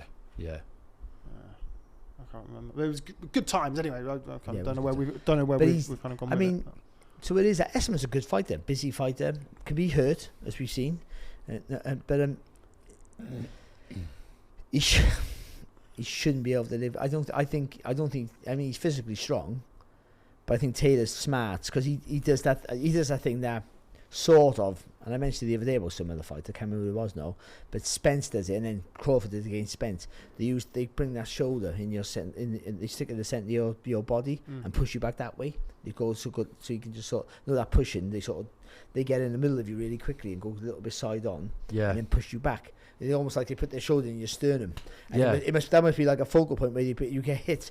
You can't keep your balance. Yeah, you know like I mean? they're putting their shoulder to a wheel. All those karate weirdos. Oh, sorry, I know they go that 6 inch. No, I think there must be points where you hit somebody and whatever strong you think you are, it knocks you off balance. And they don't do it on purpose, but they just naturally gets in there, and he can turn into the shot really well when he's in close. It's the spite in his work that makes him aggressive. That pushes you back, I think, for Taylor. But when he had, I mean, I say this all the time about your chin. People say, "Oh, this chin's gone." And I always say it's your vision, because you don't see the punches till they're too late. When fighters who are getting shot warm at the end of their careers, and when they see him there, they could slip or they could tense up and take it. They don't see it till they get here. It's too late, and then you got to take the shot. And it's almost like the punches you don't see are the ones that do the damage. There's more of them you don't see. I've always rather than you not having that. A good chin. I don't know, but I mean the chin thing is just like. Well, I might be wrong, but I just that's my theory behind it. I agree with that, and I haven't spoken to quite a few guys about it. It is that, and when you see someone where it's that fight where they don't quite look the same, and they don't quite look the same because that fraction has gone. So shots that they used to slip, they get hit with, and opportunities that they used to take, they can't quite take. And we talk about pulling the trigger and all that kind of thing. And that's what it is. You just get hit with punches you didn't used to get hit with. And you don't see it in the gym because you've got bigger gloves and head guards and all, so you don't quite see the same stuff. It's even if you do get in the wobble, you're not going to go, I tell you what, I didn't see it, but I don't know where I am. If you get hurt in sparring, you don't tell nobody. If no one's seen it, you don't tell nobody. Why would you? Yeah. But I mean, and also they don't always get hurt, so you sometimes you feel training's gone great, and then you get in the ring, you go, what's happened? And it's that. I think it might be that. And if that's lost, because he needs to be in there. If he thinks I haven't quite got that, and he tries to box him, he might be. Listen, he can outbox Essuman as well. By the way, I wouldn't be shocked there.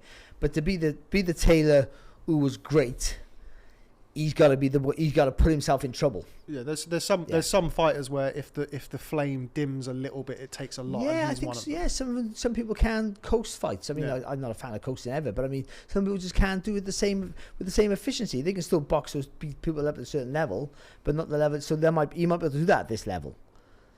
But Essuman's such a busy fighter. I think if you give him momentum coming forward. Listen, Taylor, by the way, Taylor, all the stuff from me, Taylor doing that. Taylor does a brilliant step back with an uppercut, by the way. Brilliant step back left hand as well. Drop Ramirez the first knockdown. So, he can do all that tremendously well, but he has to be the one pushing the pace, and even if he is taking that little step, you can't be rushing at him. You can't be dancing round. That's not the Taylor who's going to win anything beyond this level. So we want to see that Taylor, if he can still do it. I'm hoping he can. I don't care who wins, obviously, I'd say that, but I mean, I'm hoping he can because the potential that he's still got a few good fights left in him means he can be in some really great fights with some really good fighters in that division. But if he haven't, he's got to just, even if he wins, he got to go, I'm done. And it won't tarnish his legacy, but you're not going to win mega money that's going to change your life now. You might do, money's money, but there's not going to be the life-changing money. Like you've earned the money now, you've been a great fighter, that'll be enough. But if you still got that, if he can still be the menace in the fire like he was, or all those punches was around him, and just be the bully and see the shots and see everything, then, like if he's back to how he was, I'm so excited. I'll be there ringside. He's a joy to watch. He's great to watch in Scotland as well. They really come out for him in Scotland. He's great to watch. Josh Taylor at his best is just brilliant. Some great nights has at the Hydro. You mentioned earlier the Victor Postel fight, a fight that he was behind in as well after about 7 or 8 rounds and had to rally. Postel was better than Barenchik. Yeah. I still thought that Postel was his best win until he beat Regis Prograis. Well, I also said that. That's what I used to align him with Mcgregor. And I also thought one of Terence Crawford's very best wins was Victor Postel. The way that he handled Postel, no one's done that to him. See, I think Mcgregor, once he found talented fighters like him, like Frampton and him, he thought, you're going to do it like I did it. So, like for me, Postel was McGregor's Laporte. Yeah, we had this conversation before, haven't we? Yeah. It's true though, isn't it? Yeah, it is, that's what it was. I mean, we've had this conversation before. Yeah, every time Josh Taylor fights. Andy, one thing that I would say about Ekow Essuman, he's been calling for a big fight for a long time. This may not have any world titles attached to it, but a win over Josh Taylor would change his life and then some. Yeah, it would, and you know, there's an awful lot to like and admire about him because he's achieved a lot. You know, he's won a British title outright, and he would have been looking at the way other people's careers went and wondering why, or will have wondered why he didn't get. Why did people seem to decide that was his level, that he was a British level guy, and that he may as well just keep defending that title? Why didn't people believe that he could go higher than that and get the opportunities higher than that? In the same way that probably somebody like Ryan Walsh will look back at a tremendous career and feel like, well, why didn't I get that next big kind of step up? And he will be. This is perfect for him too, because this will be a massive, massive win for him. It'd be a huge, huge win, and it's possible. It is possible. He needs Taylor not to be what he used to be, but it is fractions, as we said. It's fractions, and if Taylor isn't, then he is definitely capable of exploiting that. Definitely. And also, you haven't got a Taylor who's been battered. Coming off 2 defeats, by the way. But that's right, I am right, it's 2 defeats. But he has been battered, absolutely battered. And so you're going to say this is not the Taylor who it was, but it's still Taylor. It's not like a guy who you wheeled out. No, I think it's stopped in his last fight. Yeah. But so Bob Arum 41. Yeah. Anyway, but so the gravitas for that win elevates him. Then he can start shouting for people like Catchall, who's coming off a loss of his own against Babu. Catchall Eubank, by the way. Sorry to just randomly intercede with that. Good fight. Good fight. Surprise.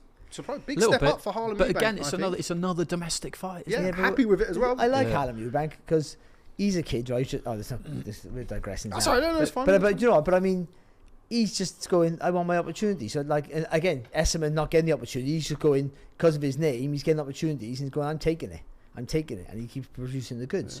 And he had to learn his trade. Like he learned his trade in the shadows as best as he could for Eubank. After that Monte Carlo experience, remember?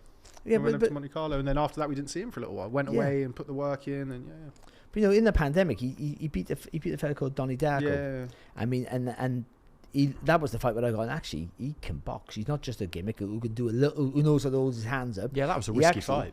Yeah, he can really box. Yeah, he boxed really well there, really well. I thought, that's a good win for him, and just the way he moved. So yeah, he's got the Catchall fight now. But what I mean is that could be Essuman easily. If this Taylor fight was with me before, then he's shouting for that fight because Catchall's a name in world level still, Right. And so it's all of a sudden you go from there to there, don't you, with one win. And Taylor's a name that carries, by the way, and also you then who knows, you get a higher rating, you're an opponent for another big name because you've just beat Josh Taylor, who's a recognised name around the world. There is a we spoke about it earlier, kind of these ranking trinkets. It is for the coveted WBO International welterweight title, so the winner will get a ranking. You know, if you're Brian Norman, you qualify for a voluntary. Well, especially Essuman, you've got to go, you just beat Josh Taylor.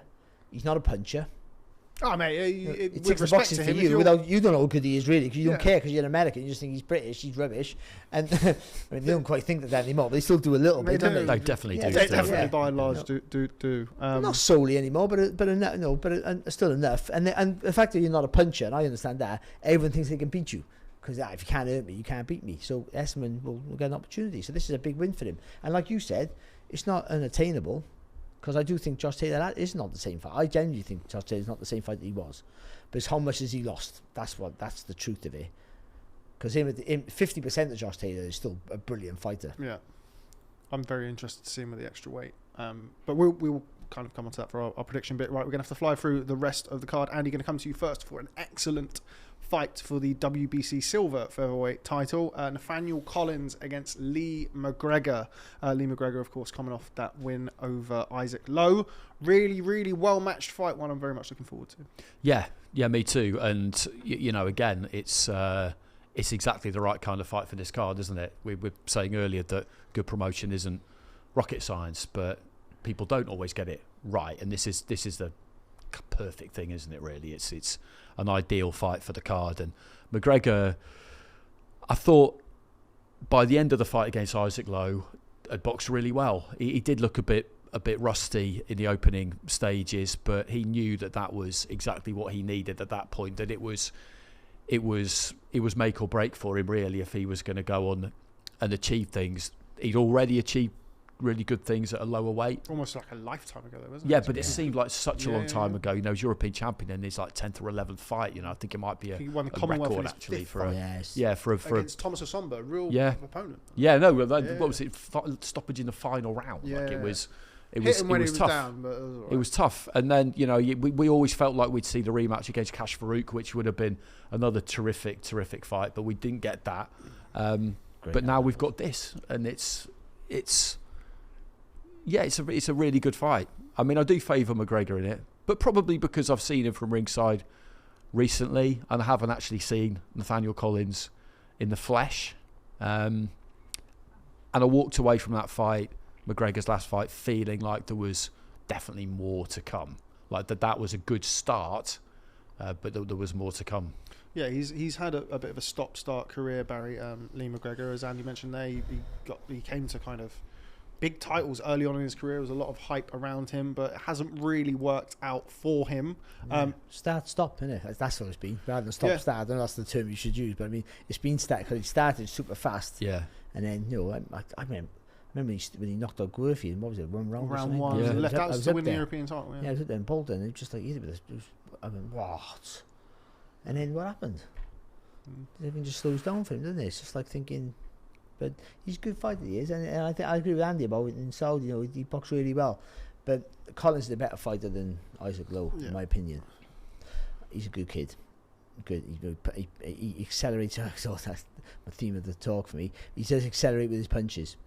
He'll go once he knows he's gonna land. He'll go poof, the combinations. You got that just enough grit as well not to be bullied. He's a boxer by trade. He moves around. He wants to use his jab, and that's going to be a problem against a tall southpaw like McGregor. But he's orthodox. So yeah. But I mean, Collins southpaw. So I mean, he's going to be a problem with there if I can get it right. But he's he can hold his feet and fight. He won't be bullied. That's why this makes it. I think it's a brilliant fight because he won't be bullied and he'll fight himself out of trouble. And McGregor loves to have a fight. And even though he got long arms, he always finds the range of that uppercut through the middle really well. Works the body good, so it's a good fight. I do favour McGregor. I think that and they've had about the same sort of fights, haven't they? But McGregor's got all the experience, I think. Though McCollins got good experience recently, the last few fights, to be fair, around that championship level. Yeah, he's pretty seasoned, isn't he? He beat that Italian fella, Grandelli or something. Yeah, Francesco Grandelli. That was a hard fight for him, but I think a good fight for him. He had a good fight with Zach Miller beforehand as well. Obviously, just had a good win himself. So they match him hard in Scotland. To be fair, if you're good enough, show us. And I mean, And this is another good fight for him. And I think because of that pride as well, you don't want to lose any fight. You don't lose to a fight from the same place as you. It's in Scotland. So, it's a really good scrap. I do favour Mcgregor. I think what he showed in that fight against Isaac Lowe, once he got into his groove, is his versatility. That wingspan is ridiculous as well. Mate, when he was making bantamweight as well. His arms are so long. Huge. Winner against Liam Davies, anyone?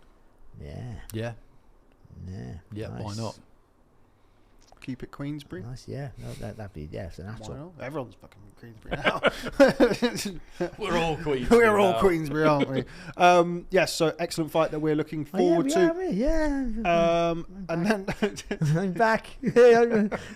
Elsewhere on the card, we see Aloys Jr, Aloys the Animal, against former British title challenger David Jamieson. I think a step up of sorts for Jr compared to the opposition that he's faced up to this point. Barry, we were kind of briefly talking about this beforehand. Expecting Jr, explosive as he is, to maybe have a little bit too much for David Jamieson. I think so. It's just Jameson's not a bad boxer, but he's hittable. Yeah, head on the line against a guy like Aloys the Animal. Exactly. I think if somebody's called Aloys the Animal, move your head. So I do think I think it might take him out 2 or 3 rounds to size up the distance and stuff, but I think he'll throw enough to make Jamieson a little bit negative. I think to keep him like a little bit tentative, and then with that, that gives Junior more impetus to come forward. And then if he lands on the line, which I think he will, then unfortunately you can only see one result there. Andy, we spoke earlier about the cruiserweight division and the budding cruiserweight division in this country. How far away is Aloys Jr, Aloys the Animal, from, I guess, the mix, whatever we want to call it? I think if he wins this fight and wins it in decent fashion, then I think this is the one that puts him in the mix, because Jamieson, I remember seeing him against Mikel Lawal, boxing for a British title. Terrible fight on a Sunday afternoon, wasn't it? Yeah, Sunday afternoon. But he was doing pretty well in that fight. Yeah. He was doing pretty well in that fight. You could argue that he was winning that fight possibly, and then he got his jaw broken. Yeah, Lawal.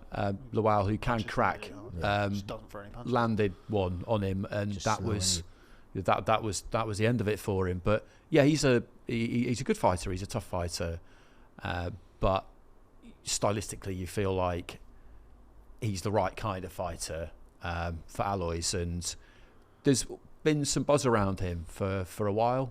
People talk about the punching power and the strength of him. He's got plenty of self-confidence. He definitely understands that you need to talk yourself up and have the ability to sell a fight, because he's after it with absolutely anyone, isn't he? It's as simple as that. Check him with John Hedges. We were talking about that. It's kind of where I was thinking, like, you've got the English champion there. I mean, it's sort of, they're around the sort of same level. He's younger than John Hedges, which is crazy, makes us all feel older.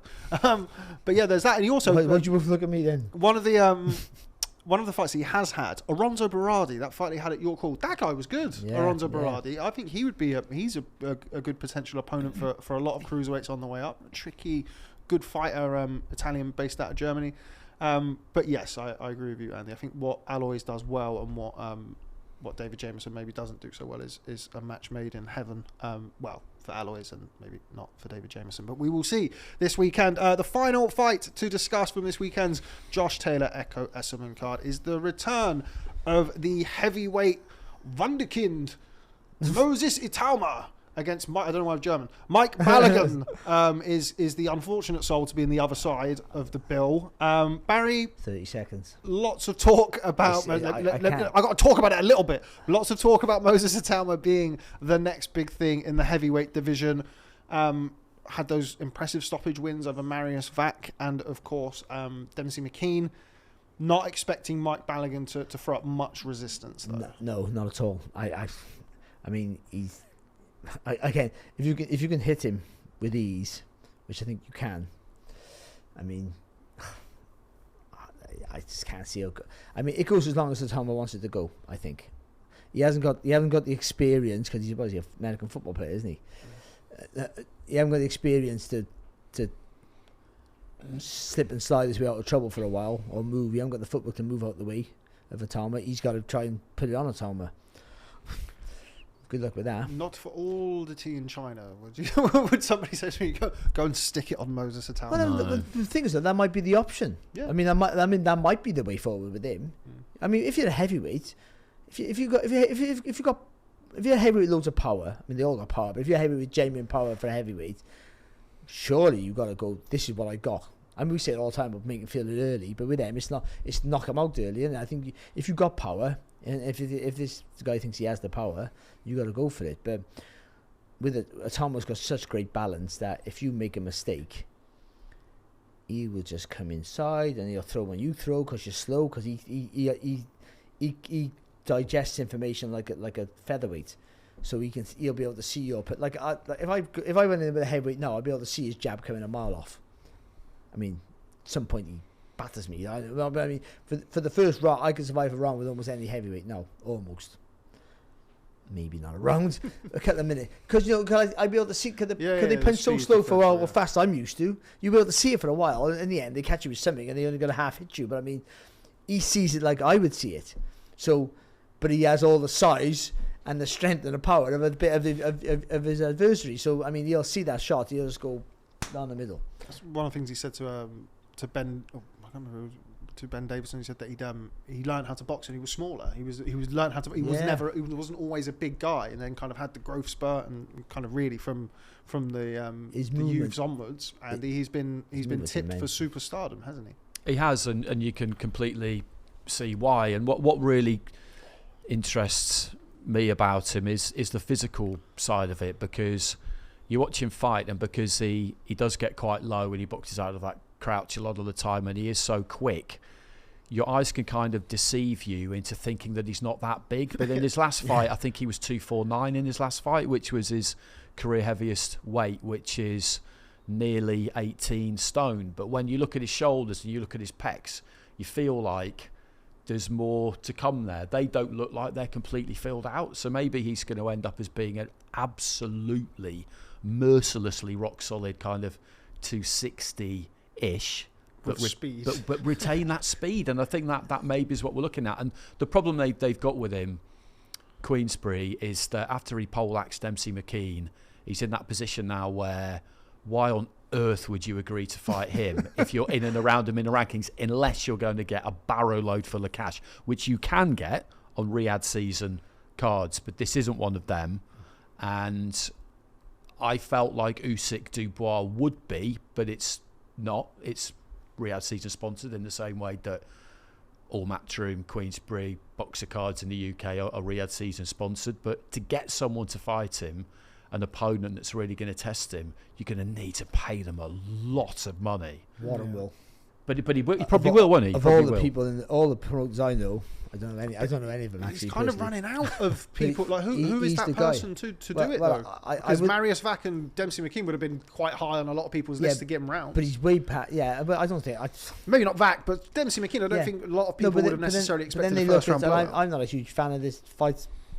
I don't think he should be fighting at all. Chisora? Yes, Chisora, Dillian White, all these fights. They're names for him to just mash up.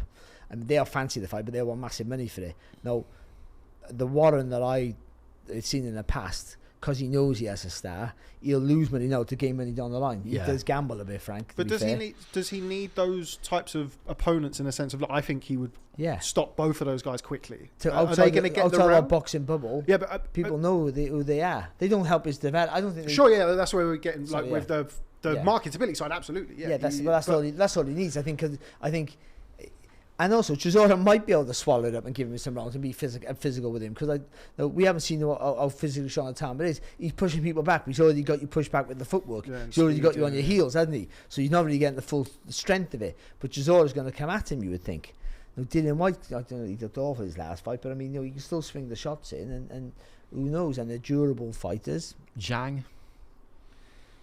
I just can't see. I mean, that's got to be it. Because Zhang's going to want millions, isn't he? Yeah. So is Chisora and White as well. I think the biggest name he's likely to get, I think, in the next 6 months is Joseph Parker. Queensberry. But if you're someone like outside of things, interim champion. But that's why I said Zhang, because agreed. I mean, he would want a load of money for it, but at the same time, that's a given, isn't it? Everybody's going to want a load of money. It's more a case of, would they look at Itauma and really fancy it? And if you're Zhang coming into it off the back of a loss, then what else is he going to do? Yeah, at the age he is as well. Yeah, go for it. Kevin Lorena. Yeah? The reason I say that, because I seen Justice Honey the other day, and he's another guy who looks tiny. Yeah. I mean, he's got a big head. And then maybe Itauma's got a big head. When you see Itauma walking round, you go... You don't think he's that big, like a middleweight, he is. Yeah, you don't think he's that and big. And if someone said, see, like, you've never seen the box, you go, there's a heavyweight there, you go, fuck it. But that's what I mean. He's Like, gonna get hammered. Is he big enough? He's going to get hammered. Well, you're just going to get hammered. Don't care how good he is. The bone density and stuff like that must be serious, because Usyk looks bigger than him. you know, he just like how does he weigh what he weighs when you look at him? Because there is definitely more to come there physically. Yeah, that's that denseness. But some people just have the impression that, like me, I look smaller than I am.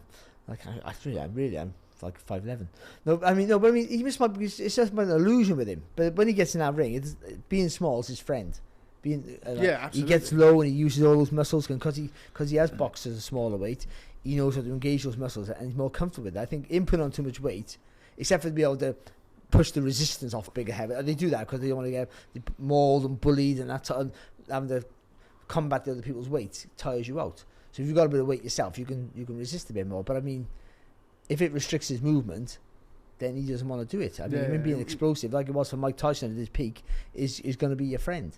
I would say something like Lorraine or something like that, because I would fancy Itauma against Justice Honey. Yeah, and I think massively. I think to be honest, the Hooney and Lorena fights for Itauma, I think, are very similar. I think he beats both of them convincingly. The two names that I quite like. Number one was Jermaine Franklin, for rounds, for development, for somebody who's not been stopped, who's familiar to the UK audience. He'd definitely take that fight as well, wouldn't he? Because what else is he going to do? Yeah. And then the other fight I've forgotten. So okay, fair enough. Yeah, so, it couldn't have been that good of a fight, to be honest. What was the other one? Martin Bakole.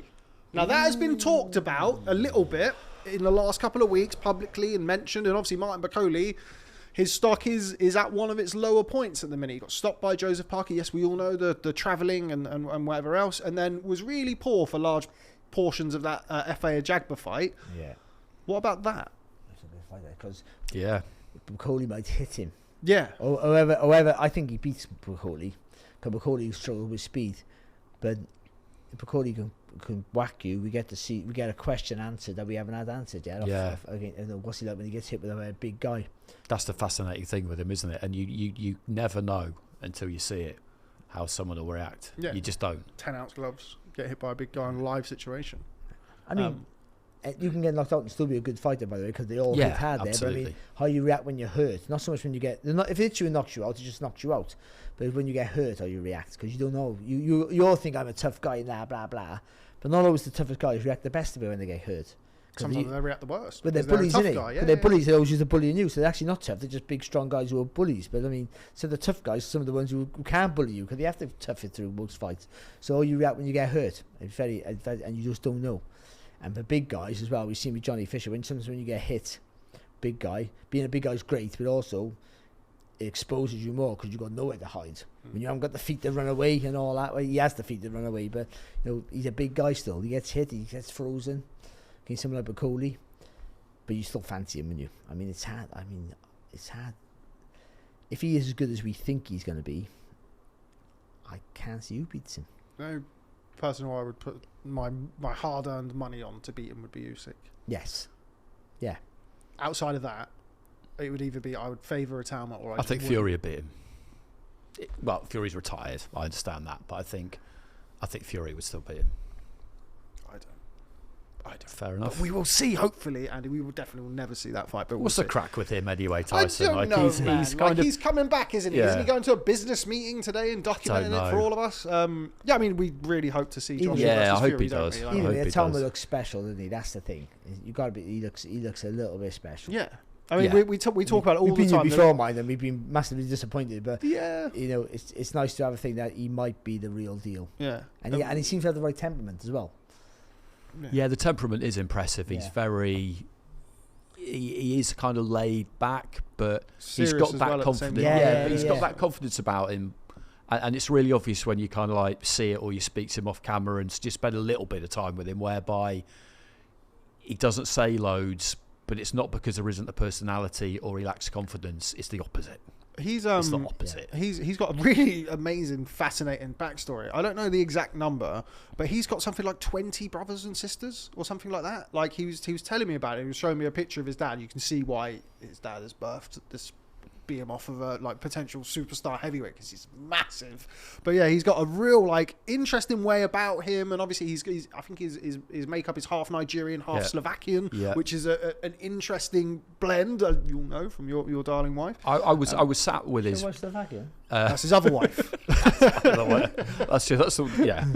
I was Moving on. the first card over in Saudi, Fury and Garnu, where the undercard was outside and then the main event was inside.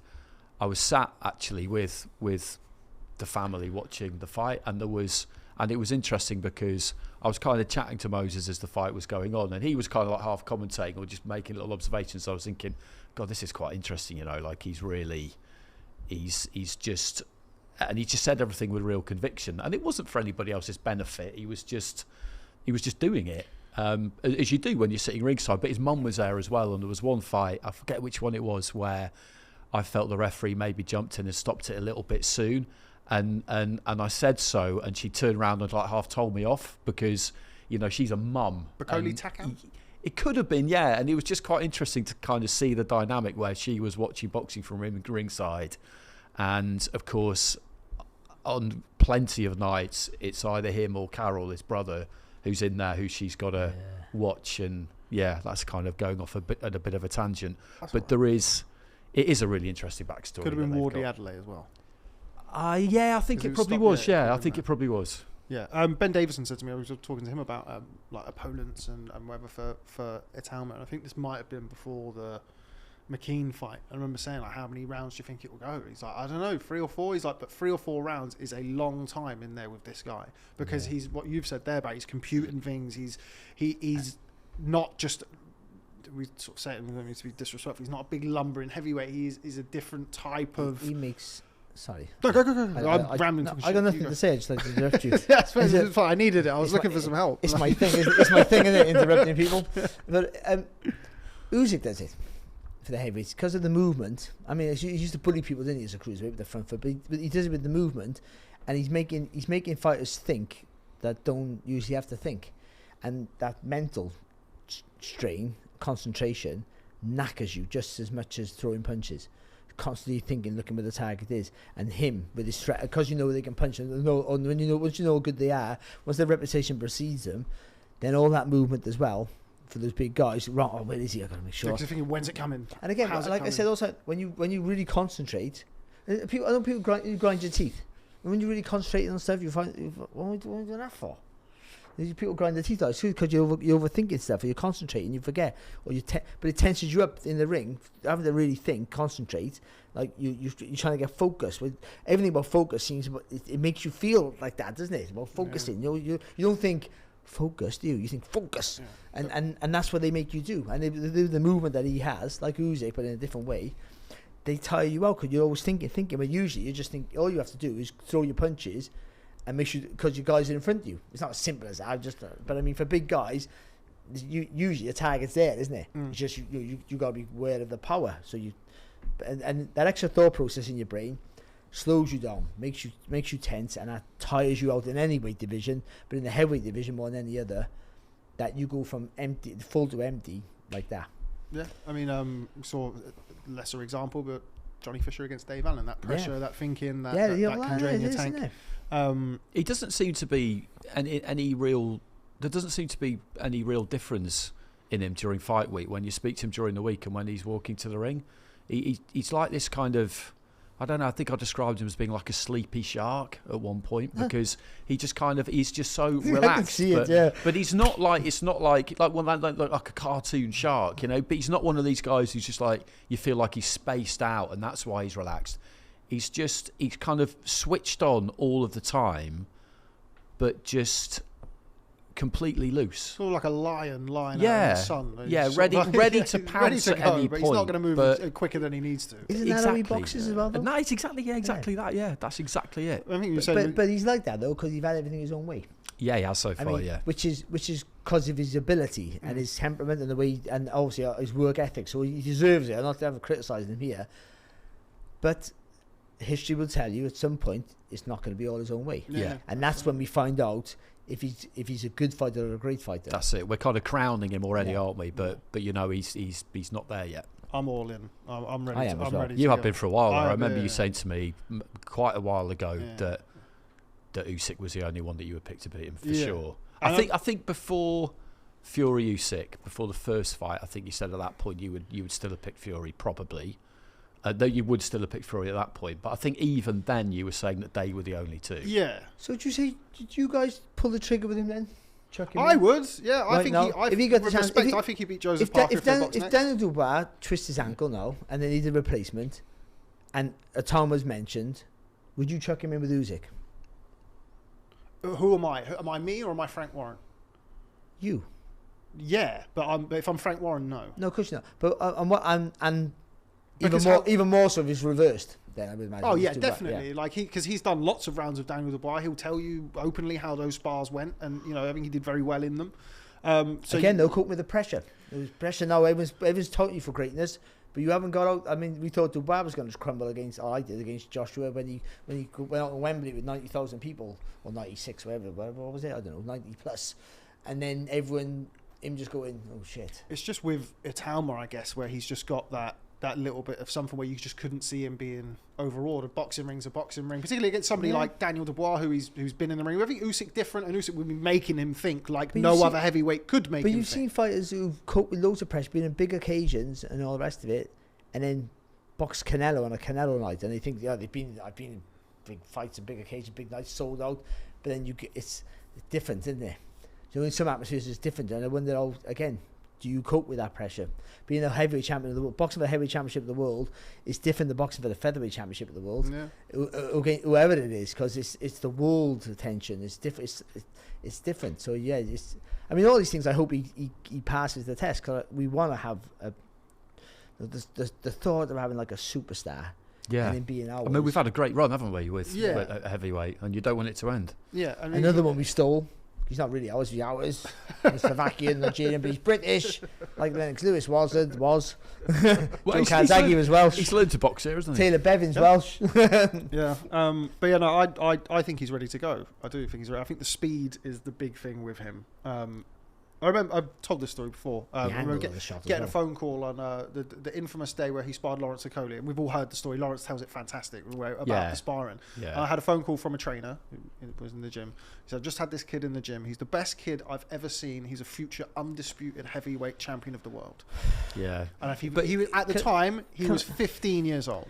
Well, they had to wait until school finished, didn't they? And that was the story. Carol was in the gym with him, wasn't he? And they were like, "Yeah, we'll bring his little brother," and he's like, "What do you mean his little brother? Carol's like 18." He's like, "No, he's really good." we had Shane working with us on Sky for the Fury Usyk rematch. Yeah, he was the trainer. And it was perfect. It wasn't a phone call. He was next to you in bed. And it was perfect. It was perfect when, because the Itauma was on the bill, and on the ring walk I could just throw to him, and he just told us a story and just told it really, really well. But during the week as well, we had Lawrence up on the platform with us, Lawrence Okoli, and I might have told this on the pod already, but I think it was maybe elsewhere.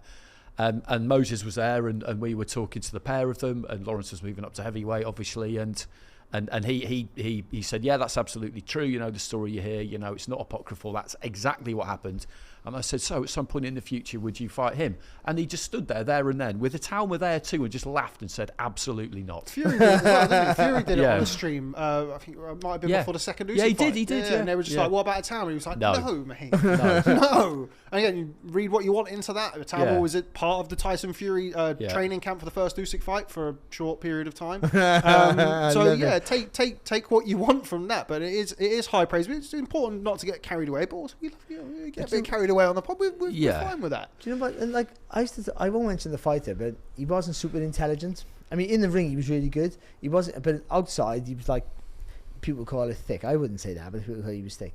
He wasn't that intelligent. I think it helped him because I'll never say who it is ever off camera. I'll tell you, no, but because he didn't overcomplicate stuff in his brain. He had one thought in his brain to do that. So for a coach, it was brilliant. Just tell him one thing, he'd do it. Regardless, he would do that. It made him a really good quality fighter. And Itoma's not I'm not saying that he's like that, but in the same sort of way where, because he's so relaxed, I mean, he's obviously intelligent, but so it's a different scenario. But I mean, because nothing bothers him, that he can fight with no fear. I mean, that's probably not a good analogy with that one, but just the fact that, he doesn't, if nerves are not an issue for him, which is very rare for anyone, but some people do have that, then it takes so many things out of the equation. Pressure, coping with he can just enjoy himself. He can go in there and he can treat it like a sport. Also, without nerves give you an edge, but sometimes they can make you overthink stuff. Yeah. Too much. Like I say all the time, like great fighters like Leonard, great boxing brains, but what made them great is they knew when to switch their brain off and go for it. And they can do things off the cuff. Yeah, like go for. You just got to go for it at some point. Yeah. Educated risk or whatever, but you have got to switch off and go. And things I couldn't do, but like if he hasn't got that, the nerves and to give you the edge, doesn't need that, but can still perform at a high level, then he's boxing. Arguably he's boxing freely than any fighter I know, and then that makes you just unbelievably dangerous. Yeah. Absolutely. Right. Yeah, okay. it just reminds me of conversations. The greatest fight of all time. What I said. But what you're talking about there reminds me of conversations we all had last year with Fury, Usyk, Beterbiev and Bivol during fight weeks, where it was kind of pointless talking to them about what do you think is going to happen on the night, because they'd all just say, well, I don't know. Yeah. None of us ever know. Anyone who says they know is talking nonsense. I don't know what's going to happen. All I know is that I'll get in there and do my thing, and I'm completely convinced that I'm going to win. You find that so much more, don't you, with the top guys? They're I'm going to do this on the rear, I'm going to do that. Yeah. It's sort of like, we'll find They look at you like you're mad because they'll just think, but we can't. They live in the moment. They don't think about things like that. Game plans are fucking stupid. I've been saying this for years. I mean, having a rough game plan is quite important. But if you can't think on your feet, you're not going to be the fighter that you think you are. I mean, you have to. I mean, that's why having a good amateur career is so important, because you don't know who you're boxing. Especially in tournaments, you barely know who you're boxing. I mean, they do now more with YouTube and they go on these camps. But so you have to adapt to that style. The bell goes ding, and then you're boxing a southpaw. Sometimes I've had that as a pro, by the way. And he's a southpaw. That's lovely. But it helps you, because you have to think on your feet, and it helps you, manage your fights and stuff like that. So game plans are great, but if you have a rigid game plan, you're going to stick to that regardless of nothing. Nothing's going to deter you from a game plan. It might not be working. You might 5 rounds in, and it hasn't worked. Fuck, what am I going to do now? Because all my camps do this. You can pick things out. This works, that works, and use that and remember that, and pick up techniques about when he does this, you've got to do this. When he throws the right hand, you've got to roll left hook. Me against Freitas when I knocked him down. He throws the right hand, but he overcommits to it because he got so much power. If you can time it, you can just time it. You throw the left hook as fast as you can. You'll catch him, and I did, and it worked. Nothing else worked after that. Fight was over after. Yeah, exactly. If you feel like you've seen something that could be exploited, then great. But ultimately, you're kind of winging it once the bell goes. So all these fights you talk about, well, I don't know. They go in. Well, we got an idea. What we're training for this, but. So they were saying, I've got plan A, B, C, and D. No one has a plan D. They're just like, well, if I'll just work it out in there, and if it's not working, I'll work it out again. Too many variables I can't fight. And ultimately, no one's like, right, plan E. The bottom line is this. Is what you do best against what they do best. That's what it is. Because you can't have a 12-week training camp and fight a totally different style and hope that's going to work against what you do best. Hone what you do very, very best. What you do, get that perfect. Work on little things, but that's got to be perfect. And you got to hope what you do best is better than what his best is, or her best. Yeah. And that would be. I mean. And maybe it will be, and maybe it won't be. Yeah, that's it. And high level sport, and all the other factors, then cope with pressure, not for Itauma, because he doesn't feel pressure, but cope with pressure, all those things, they make the difference, because you're all brilliant at this. Bit of luck. Luck, I know, cuts and getting, you slip a shot by half an inch. Or if you take it here and put aside from here. Or the shot hits you on the top of the head, you don't hit you on the temple, and your legs go jellied. Yeah. I mean, it's fine margins, and that's what makes the sport so beautiful. Because some fighters are lucky; they always get it right.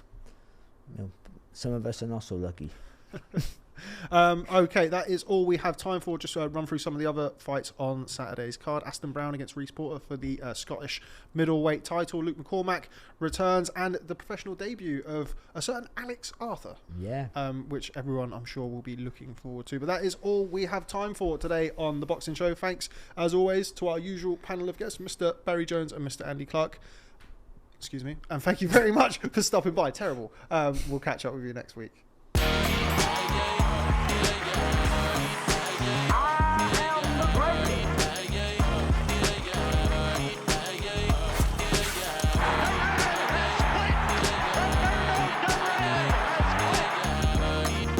That's what's on my mind.